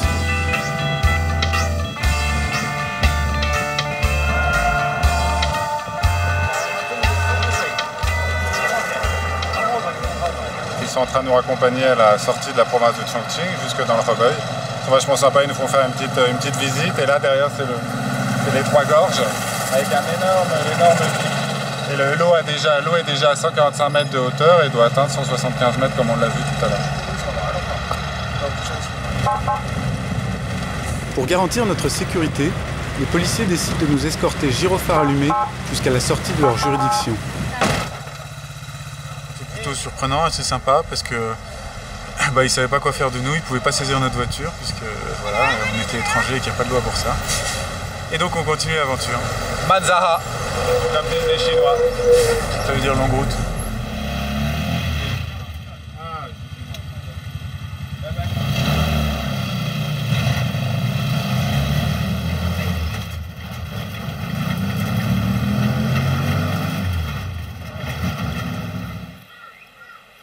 Nous ne sommes plus qu'à 130 km du barrage. Et malgré la frayeur que nous avons eue, cette arrestation ne nous a pas fait perdre de temps. Mais nous avons bien cru devoir continuer en bus. La route ne longe plus le Yangtze. Nous ne pouvons hélas pas voir les deux premières gorges.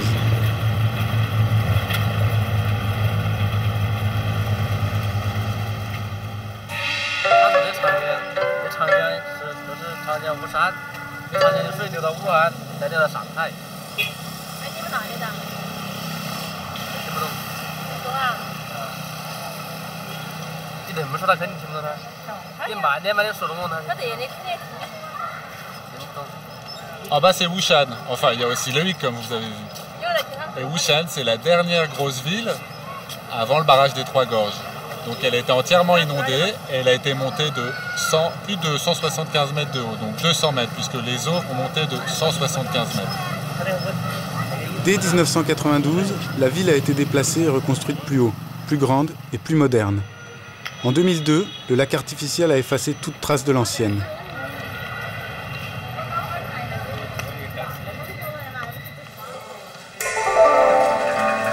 Vous voulez voir à quoi ça ressemble à un homme nouveau, c'est-à-dire sans barbe, sans cheveux.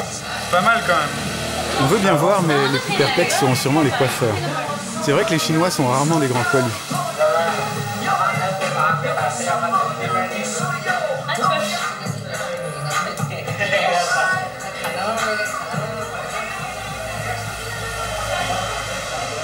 Ici, l'habitude est de faire un long shampoing-massage avant la coupe. Et il masse tellement fort qu'on a peur d'y laisser tous les cheveux. Remonte un peu, tu seras plus confortable. Et tu t'appelles comment? Je m'appelle Yang. Et ça fait longtemps que tu es coiffeuse, Wenli? Ça va bientôt faire un an que je travaille ici.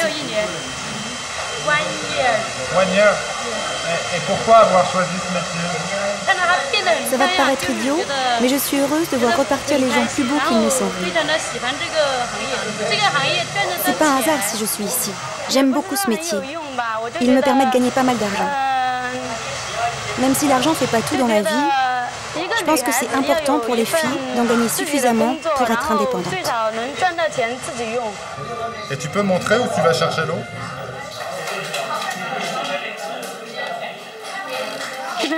Viens voir, c'est ici que je prends l'eau. C'est tout simple. Ah, ok.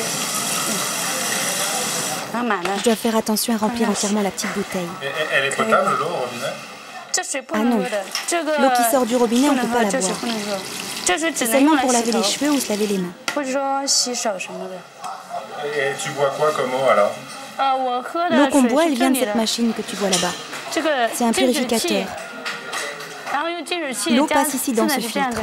Ça marche comme une fontaine. Mais l'eau qui sort est pure. Il faut faire attention de ne boire l'eau qu'une fois filtrée.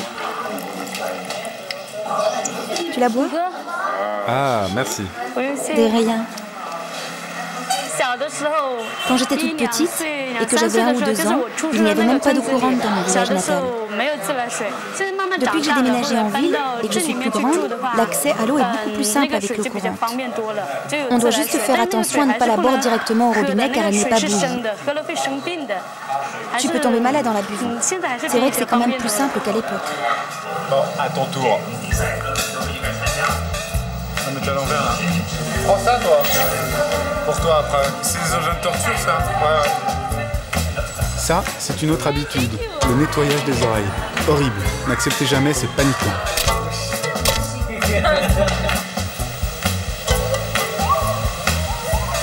Alors c'est bien? Pas mal, t'as le poil soyeux, c'est bien. Allez, c'est parti!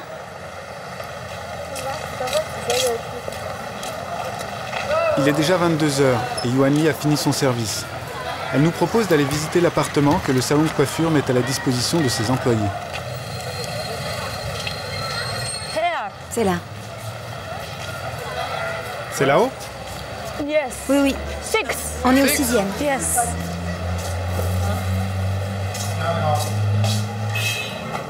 L'immeuble a l'air de dater de la dernière guerre, alors qu'il a moins de 15 ans. Tout est limité au strict nécessaire. Les murs sont simplement couverts de plâtre et le sol est en ciment.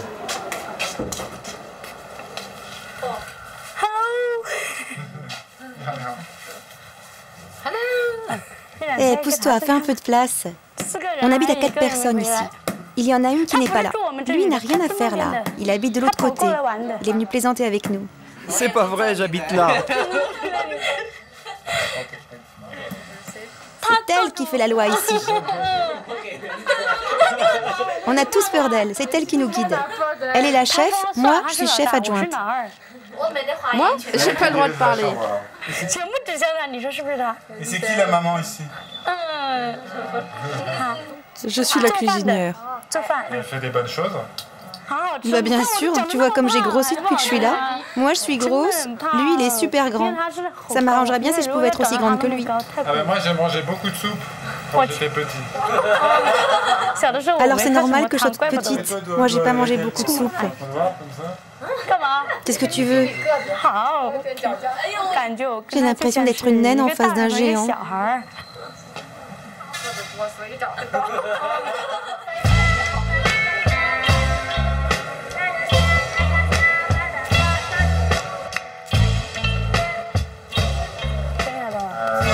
Pour te laver, c'est où? C'est dans le couloir?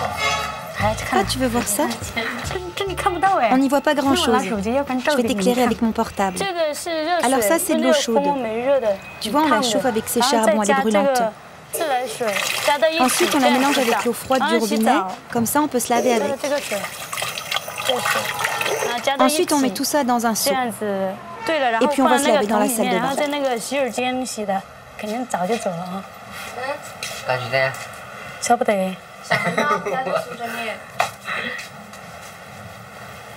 En fait, elle habite juste en face de son salon de coiffure. C'est cool. Ça te fait quoi de voir le Yangtze Kiang tous les matins? Le matin, quand je me lève et que je vois le Yangtze par le balcon de la salle de bain, ça me réchauffe le cœur. Tu vois, si la veille, j'étais pas heureuse, le fait de le voir le lendemain matin me fait oublier toutes mes peines. Grâce à lui, je me lève avec bonheur tous les matins. Il est beau le matin avec cette brume.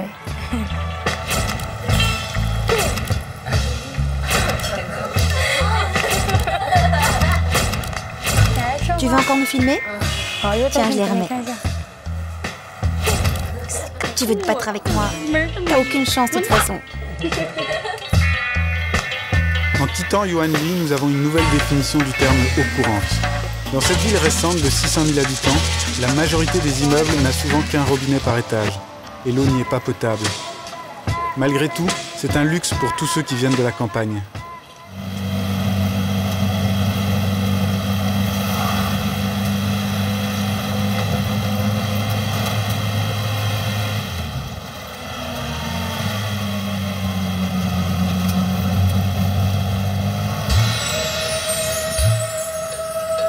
De Wushan, nous ne sommes plus qu'à une journée de route de Yichang, où nous devons rencontrer un ingénieur qui travaille sur le barrage.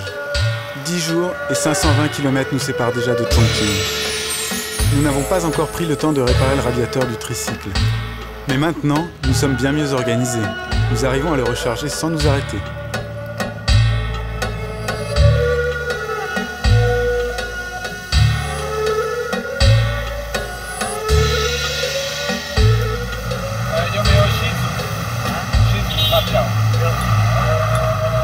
T'es comment toi? T'es comment là? Pas la route en fait. En fait, je vois pas la route. Épanche-toi, alors t'es obligé de te pencher quoi. Je suis obligé de me pencher. Comment ça?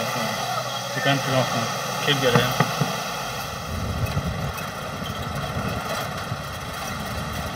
Alors là, on va arriver sur la dernière des 3 gorges quand on descend le fleuve. C'est absolument magnifique.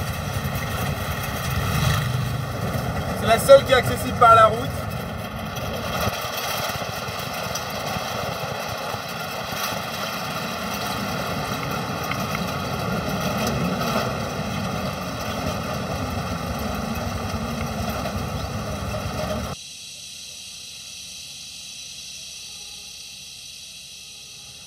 Là, on est devant la dernière gorge en descendant le Yangtze. Les 2 précédentes, on n'a pas pu les voir, hélas, on les a vues de loin. Et là, on a la chance de passer dans une route qui longe ces dernières gorges et qui va nous amener directement au barrage.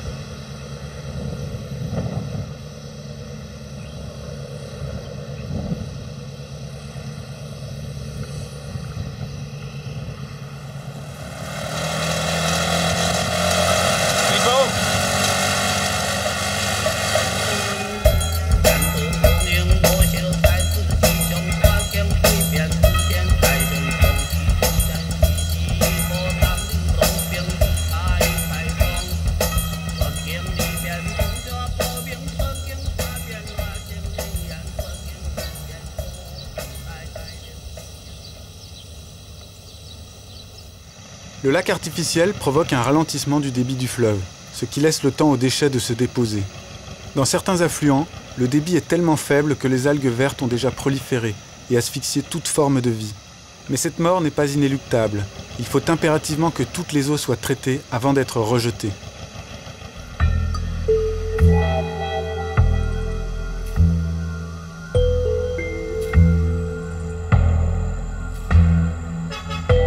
Et voilà enfin le monstre, qui barre le Yangtze sur plus de 2 km de large.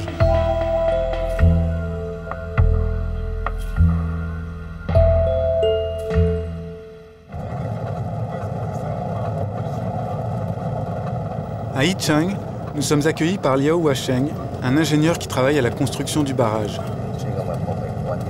Grâce à lui, nous avons accès à des zones interdites au public. Il va surtout nous expliquer plus en détail les raisons de cette réalisation tellement controversée.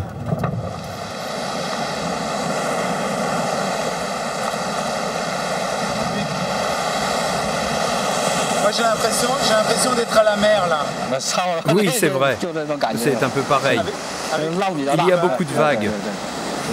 Car l'eau est relâchée avec beaucoup de puissance par le barrage. Et alors ce qu'on voit là-bas, là, les jets, c'est juste pour l'eau qui est en excédent à cause de la période pluvieuse en fait. Oui, tout à fait. Il faut réguler le niveau de l'eau en amont du barrage. Quand il y a trop d'eau, les techniciens ouvrent les vannes pour le délester. C'est ce qu'on a fait après les inondations de Chongqing il y a une dizaine de jours.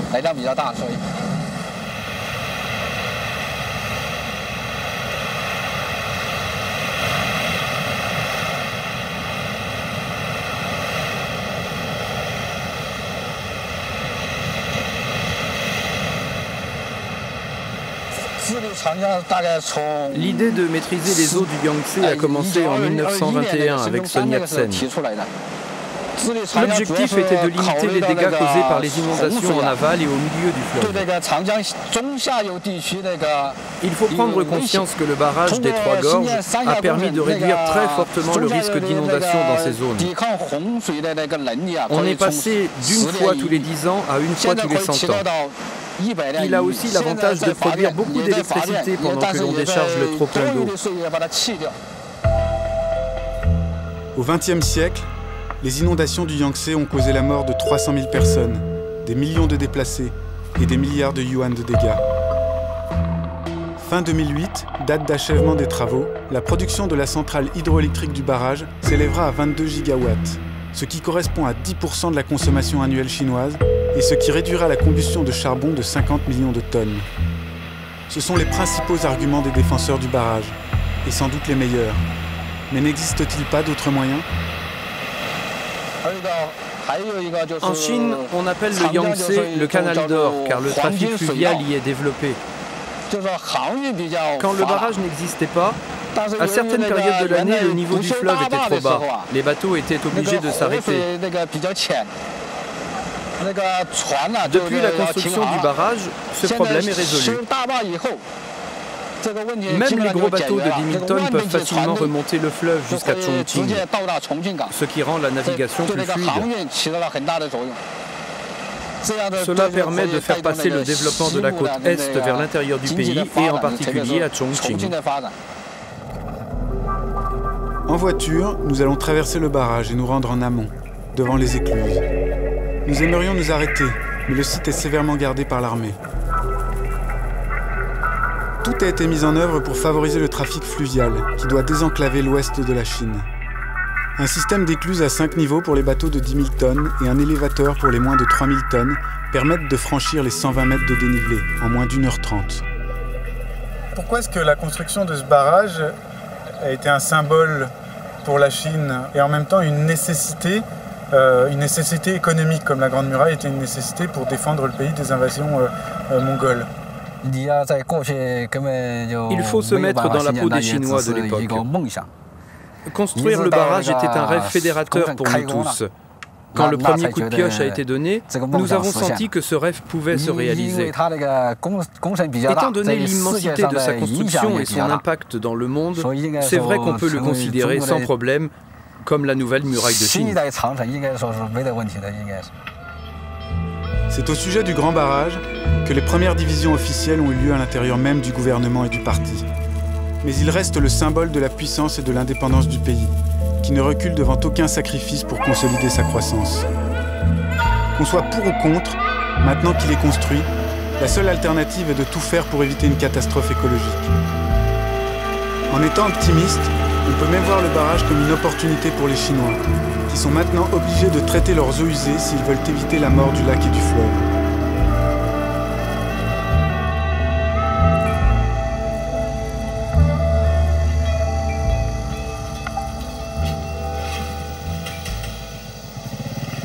Alors qu'est-ce qui se passe?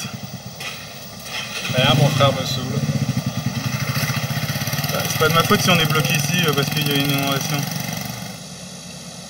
Alors la preuve que c'est inondé, on est quand même assez loin de la berge là avec ces plantes et elles sont complètement dans l'eau. Et puis derrière, on voit des arbres qui sont complètement dans l'eau. Il y a deux options, il faut monter le camion, le tricycle dans un camion ou faire 100 km de plus. C'est moi qui te demande ce que tu as envie de faire. Bah franchement, le mettre dans le camion, ils nous ont dit que c'était 100 yuan, ça fait 10 €. Et faire le détour, ça nous fait 80 km. On n'a même pas essayé de voir si c'était possible de passer par le pont avec sans autorisation. Bah, on a vu qu'il fallait une autorisation. Ça fait déjà 1 heure qu'on en parle, tu prends ta décision et c'est bien.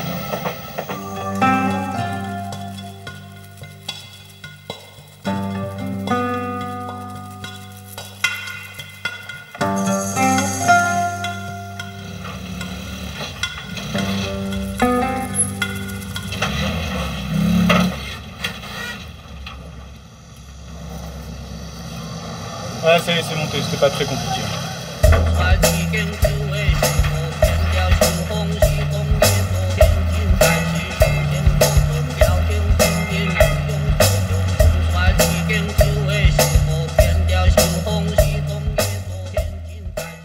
Il nous reste 1200 km à parcourir pour arriver à la fin de notre périple.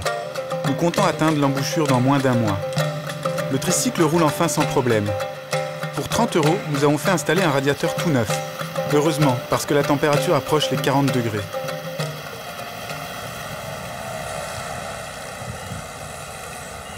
Nous entrons dans la partie la plus riche de la Chine et nous allons voir que l'eau, de plus en plus utile, doit être gérée dans la durée.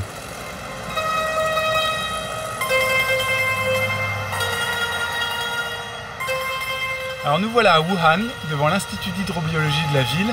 On ne s'est pas encore intéressé aux espèces qui vivaient dans le Yangtze et on va le faire avec quelqu'un qui va nous présenter tout ça. Bonjour professeur Wang Ding. Bonjour, enchanté. Enchanté. Le Yangtze compte 350 espèces animales différentes, dont 140 sont endémiques.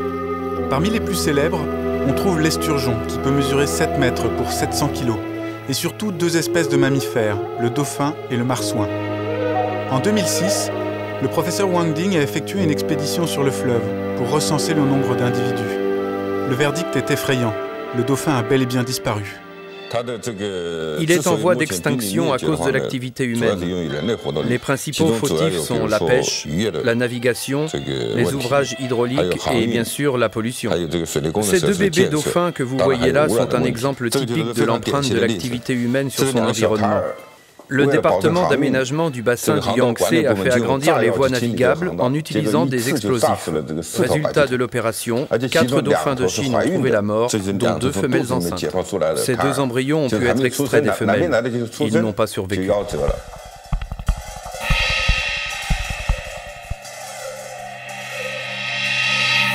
Est-ce qu'il ne manque pas l'homme quelque part qui serait aussi en voie de disparition si on ne fait pas quelque chose vite? On espère que ça n'arrivera jamais. Si le dauphin a disparu du Yangtze, c'est que l'écosystème et l'environnement du fleuve sont en danger. Ça veut dire qu'à terme, l'homme est en danger. C'est important de rappeler que le bassin du Yangtze nourrit 40% de la population chinoise et génère plus de 60% des richesses du pays. Il y a donc une contradiction à dépasser dans le monde actuel qui veut, d'une part, protéger la biodiversité et d'autre part, favoriser à tout prix la croissance. Notre mission est lourde de conséquences pour les générations futures. Les universités sont les seules entités à étudier notre environnement, pour ce qu'il est, pour le comprendre et pour mieux le protéger. Merci beaucoup, professeur Wang Ding. Je vous en prie, vous êtes les bienvenus. J'espère que votre mission sera une réussite. Merci à vous. J'espère que votre expédition sera quant à elle un vrai succès.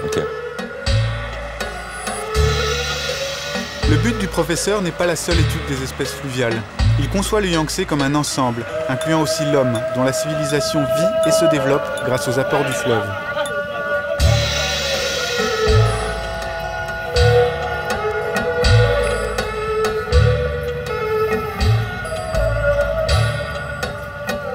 Et ben là, je suis dans l'eau du Yangtze. C'est un peu fou parce que je suis à Wuhan, qui est une ville de 10 millions d'habitants. Et je pense pas qu'ils aient tous une épuration de l'eau avant de rejeter l'eau de leur toilette. Mais il y a une petite odeur de pastèque.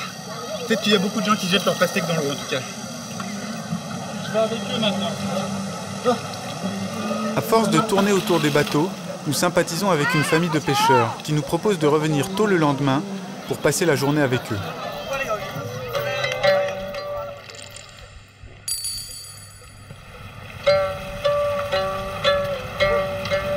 Vous montez ?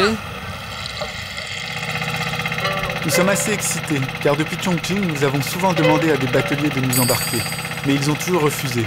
S'ils ne sont pas accrédités pour le tourisme, il leur est strictement interdit d'avoir des étrangers à bord. Je peux vous dire qu'on est drôlement contents parce que il y a des pêcheurs de fer, c'est leur métier, c'est-à-dire qu'au lieu de pêcher du poisson, ils pêchent du fer.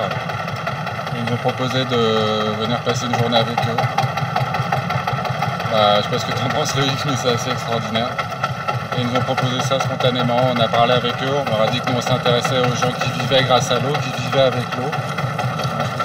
Je suis drôlement content. C'est une blague. Non mais il a été posé du fer ce matin dans le fleuve. La technique paraît simple, mais le courant est très fort et le fond du fleuve n'est pas vraiment lisse. Une fois l'aimant jeté, il descend vers le fond et dérive avec le courant. Il faut alors une grande habileté au pilote pour maintenir le bateau au même endroit et permettre aux pêcheurs de sentir avec leurs cordes lorsque l'aimant se fixe à une pièce de fer.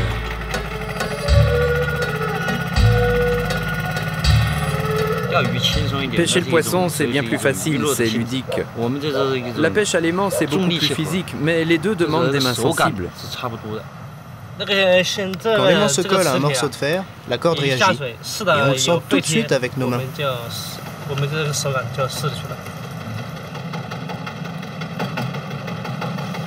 Ils doivent y aller doucement parce que s'ils tirent trop fort, les manches décrochent et ils perdent leurs pièces. C'est vraiment comme à la pêche. Certaines zones sont plus riches que d'autres, autour des ponts par exemple, car lors de leur construction, les ouvriers jettent ou laissent tomber des morceaux de fer. Mais comme son prix augmente, les gens en jettent de moins en moins. En fait, c'est marrant parce que c'est toute une famille. Ils sont 4 enfants, comme nous. Ça, c'est le deuxième, puis c'est le dernier. Et là-bas, c'est l'aîné. Il y a une fille entre les deux. Ces bateaux amarrés au quai sont des véritables villages flottants. Pour les pêcheurs, ils présentent l'avantage de tout jeter dans le fleuve, fer y compris. On a mis 3 jours pour tirer du fond notre plus belle prise. C'était un cylindre gros comme ça, d'environ 1 mètre de diamètre. Une personne pouvait se mettre dedans. On a utilisé la force de nos 3 bateaux pour pouvoir le tracter. Il pesait 5 tonnes. On était heureux. C'est comme si nous avions trouvé un portefeuille par terre.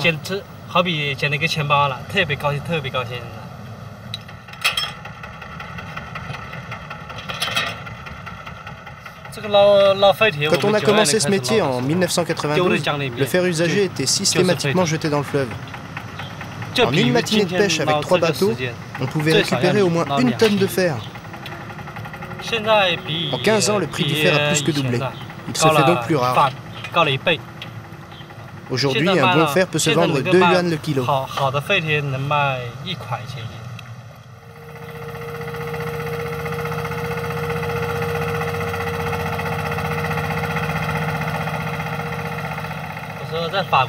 Et en France, il y a des rivières comme celle-là?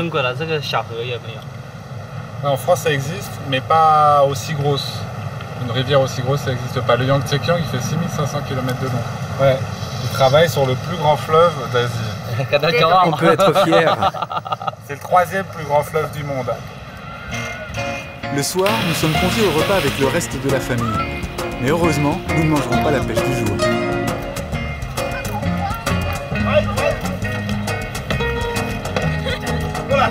Allez, venez, on mange. Ça a l'air bon tout ça, non? Ils ne mangent pas pimenté.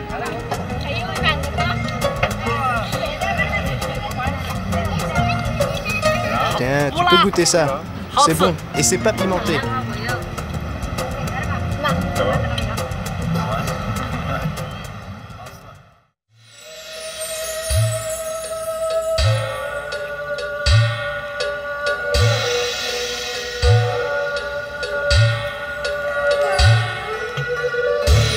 Nous partons de Wuhan au petit matin pour éviter de croiser des policiers trop zélés. Il est vrai que sans plaque et sans permis, rouler en ville est un peu risqué. Dans la plaine, le Yangtze peut avoir plusieurs kilomètres de large, à tel point qu'on ne distingue pas l'autre rive.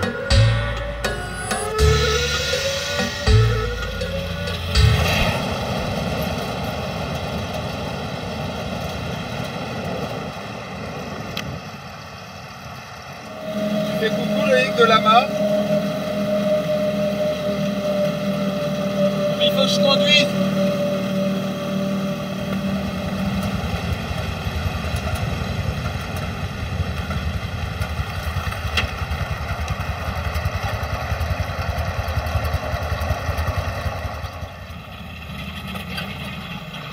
Dans les villages, l'eau n'est pas encore distribuée par la commune.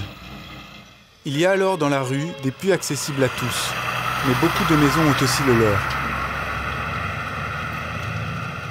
Il est midi et il fait déjà 40 degrés. Nous décidons de nous arrêter dans le village de Meijie pour déjeuner. La famille qui tient le restaurant est très accueillante. Après le repas, leur fille, Yang Mengjiao, propose de nous faire visiter sa maison.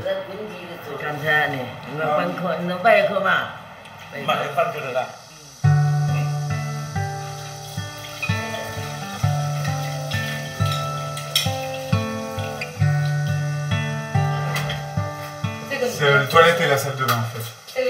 Oui, c'est la salle d'eau. Ici, on prend la douche, là, c'est les toilettes. Il y a aussi un lavabo pour se laver les mains. Je vais prendre une petite douche là.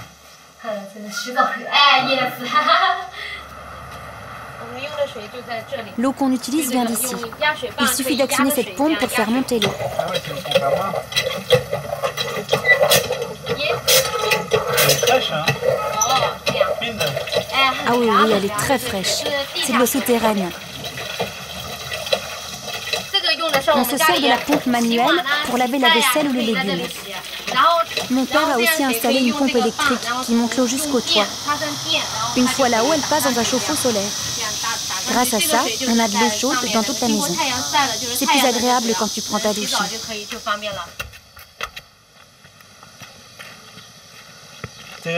Voilà les fameux panneaux solaires.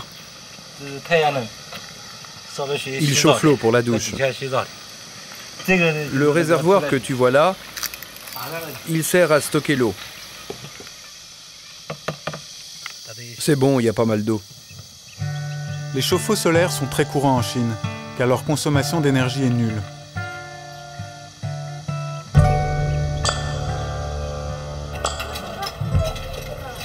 Et alors l'eau qui sort d'ici, elle est directement potable?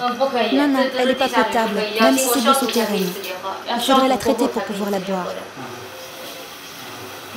En guise de traitement, on la fait bouillir, et après on peut la boire. Tiens, touche, c'est encore chaud. Une fois bouillie, on la stocke dans cette thermos que tu vois là.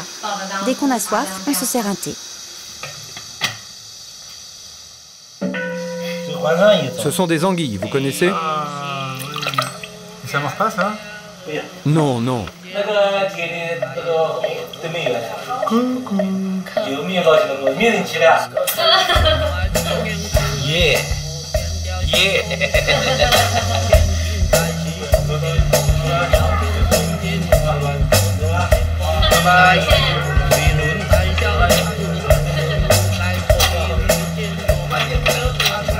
La rencontre avec cette famille nous a donné l'occasion de voir que l'eau courante n'est pas toujours potable. Et c'est le cas pour les 75% de Chinois qui vivent à la campagne. Nous parcourons en 2 jours les 300 km qui nous séparent de la province de Shanghai. Nous allons directement dans l'estuaire du Yangtze, à Chongming, une île d'1 million d'habitants qui vit principalement de l'agriculture et de la pêche.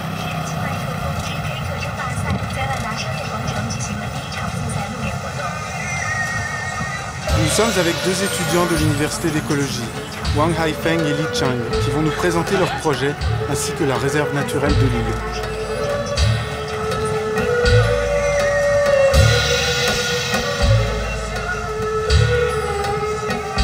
On est à 45 minutes de Shanghai, sur une île qui s'appelle Chongming, où le gouvernement est en train de mener plusieurs projets de villages pilotes, et qui sont des villages écologiques. Et nous, on va regarder ce qu'ils font au niveau de l'eau.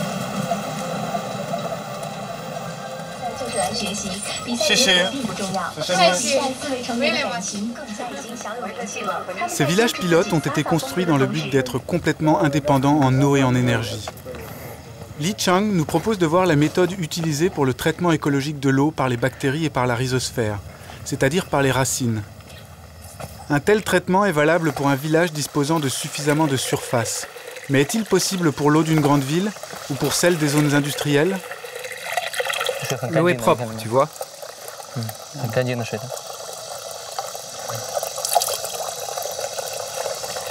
Et elle ne sent rien non plus. Sur l'île, la prochaine étape du gouvernement est de créer une ville écologique de 500 000 habitants, près de la réserve naturelle de Dongtan. Wang Haifeng nous y emmène pour parler du développement chinois. Est-ce que vous avez cette impression de vivre à une époque charnière où soit le rêve chinois va continuer, soit il va basculer dans l'horreur? Et si le rêve chinois d'ailleurs bascule dans l'horreur, ça veut dire que le monde entier aussi bascule dans l'horreur.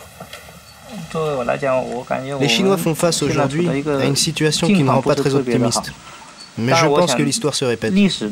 C'est inévitable que notre pays passe d'abord par le stade de la pollution, puis ensuite par celui du traitement des déchets. Tu as des caps à franchir. Par exemple, dans une mégalopole comme Shanghai, quand tu passes le seuil des $6 000 par an et par habitant, tu peux commencer à investir dans la protection de l'environnement. Nous sommes à flanc de montagne, sans savoir s'il faut monter ou descendre. Je pense que nous devons réussir à surmonter nos peurs pour avancer. Il y a une phrase à la mode qui illustre bien ce paradoxe. La croissance amène le bonheur et détériorer l'environnement nous peine. Mais on n'a rien sans rien. Oui, rien sans rien. Après avoir traversé toute la Chine, nous nous rendons compte que notre planète ne supportera pas qu'1,6 milliard de Chinois consomment autant que les Occidentaux. Heureusement, les Chinois semblent disposés à ouvrir une nouvelle voie pour les générations futures.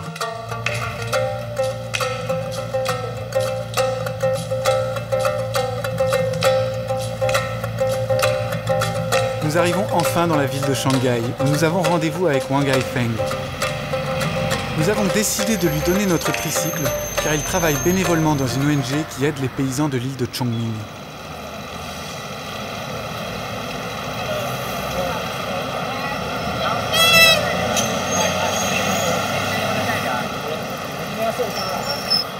Alors c'est toi qui es responsable des clés du tricycle. Ouais, ok. J'espère que tu ne conduiras pas la moto dans Shanghai. Oh non, je ne peux pas. En revanche, je m'en occuperai très sérieusement. Oui, ça j'en suis sûr. Wang Haifeng doit hélas nous quitter.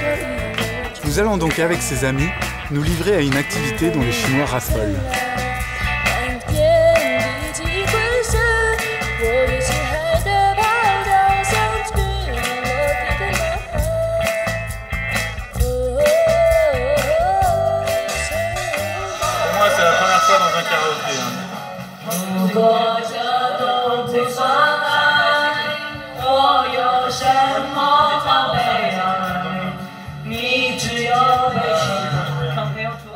On va prendre Let It Be, c'est toujours très simple à chanter ça. Let It Be.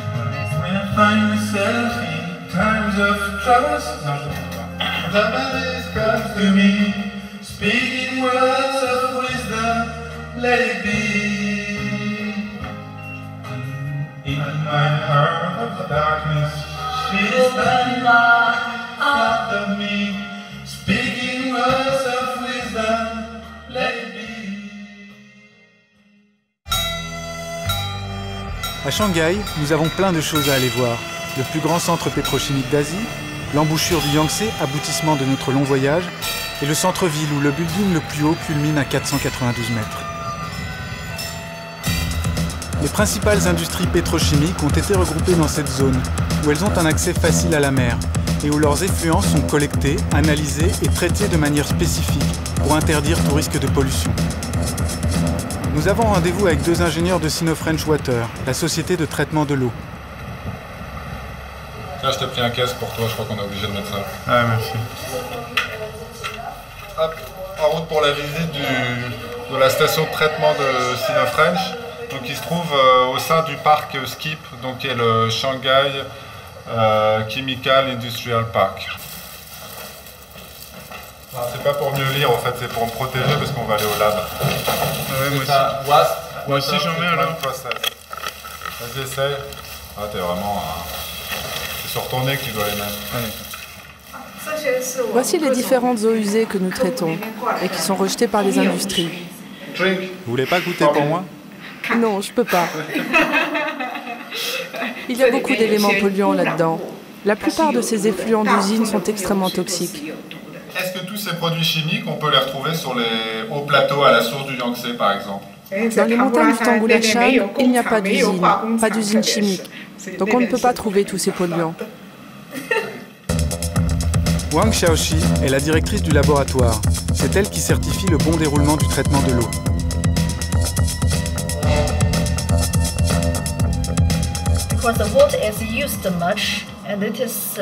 L'eau est très polluée parce qu'elle rend infiniment plus de services ici que dans les montagnes du Tanggula-Shan. C'est donc vital de la gérer avec parcimonie et sérieux.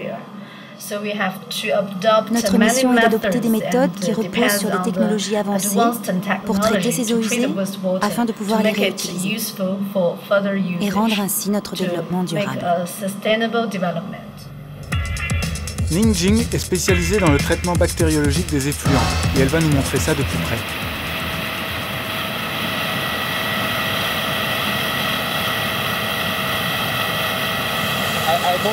Je ne comprends pas pourquoi l'eau qui vient de cette zone industrielle est tellement marron. Ceci est un bassin de traitement biologique. Le principe est d'utiliser des bactéries pour digérer les polluants de l'eau. On appelle ça des boues activées. Et habituellement, la couleur est marron clair.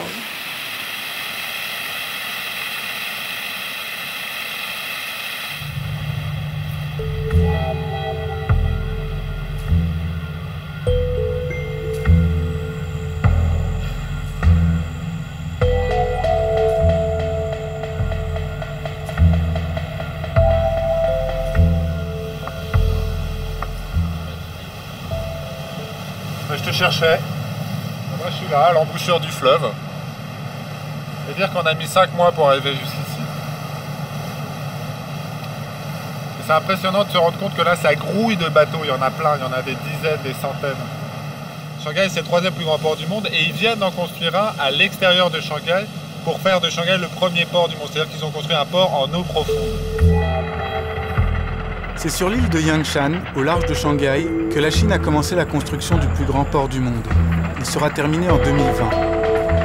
Aujourd'hui, le port peut assurer un trafic de plus de 4 millions de conteneurs par an.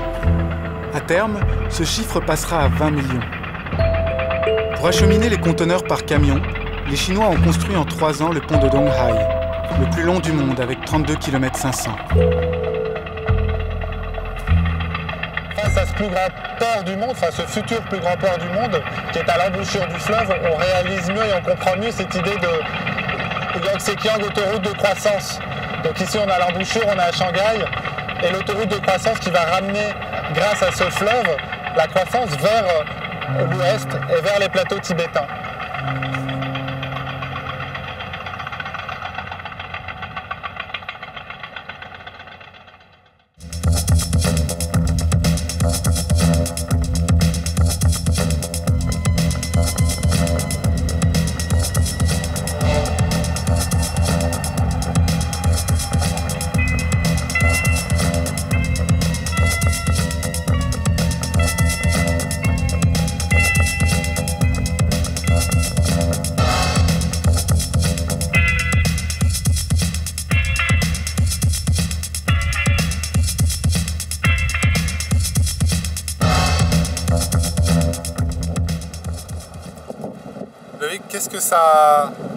Qu'est-ce que tu as découvert pendant ces 5 mois d'expédition? Alors descendre ce fleuve depuis la source jusqu'à Shanghai, c'est un peu comme remonter 200 ans en arrière et revivre pendant 5 mois ce qu'en France on a vécu en 200 ans au niveau de l'accès à l'eau en tout cas, c'est-à-dire redécouvrir ce que faisaient les gens, nos arrière-grands-parents quand ils allaient chercher de l'eau au puits tous les jours. Et pour certains le puits était plus loin que pour d'autres. Et puis redécouvrir le premier accès à l'eau, le premier robinet dans le village et la facilité. Et puis ensuite le premier robinet dans la maison. Et donc vraiment là le luxe. Bref, c'est une facilité incroyable. Et alors quand l'eau en plus arrive à ce robinet qu'elle est potable, là c'est inconcevable pour une grande partie de la planète. Alors que pour nous en France ça nous paraît tellement naturel. D'ailleurs on ne sait même plus d'où elle vient, c'est tout. Elle coule du robinet, elle est pure, parfois elle est chaude même. On peut la boire directement en mettant sa bouche en dessous, mais on ne sait plus d'où elle vient. Alors pour toi, Geoffroy, qu'est-ce que ça t'a fait de descendre ce fleuve? Quand je suis ici à Shanghai, c'est vrai que je ne peux pas m'empêcher d'imaginer là où on était il y a un petit peu plus de 5 mois à la source, et de me dire que de ce fleuve gigantesque qu'on a ici à l'embouchure du Yangtze, c'était un petit goutte à goutte de rien du tout. Et je me suis aussi... on avait fait ce scénario, on avait mis beaucoup de choses sur voilà ce qu'on veut montrer, l'accès à l'eau, qu'est-ce que ça va apporter, qu'est-ce que ça permet. Et c'est vrai qu'il m'a fallu le voir, il m'a fallu rencontrer des gens pour vraiment réaliser effectivement le rôle et la place de l'eau dans notre société. Voilà, après on s'est bien marré, non ?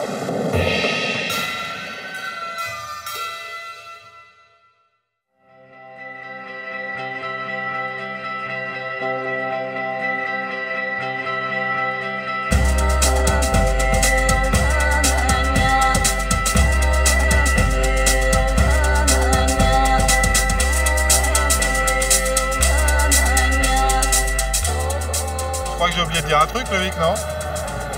Quoi? Bah, je pense qu'on a oublié de dire qu'on se serait quand même bien marré pendant 5 mois. Bah, entre frères, ouais. Enfin, moi, j'ai encore mal à la tête, là, comme sur les hauts plateaux. Non, c'est pas vrai. Bye bye.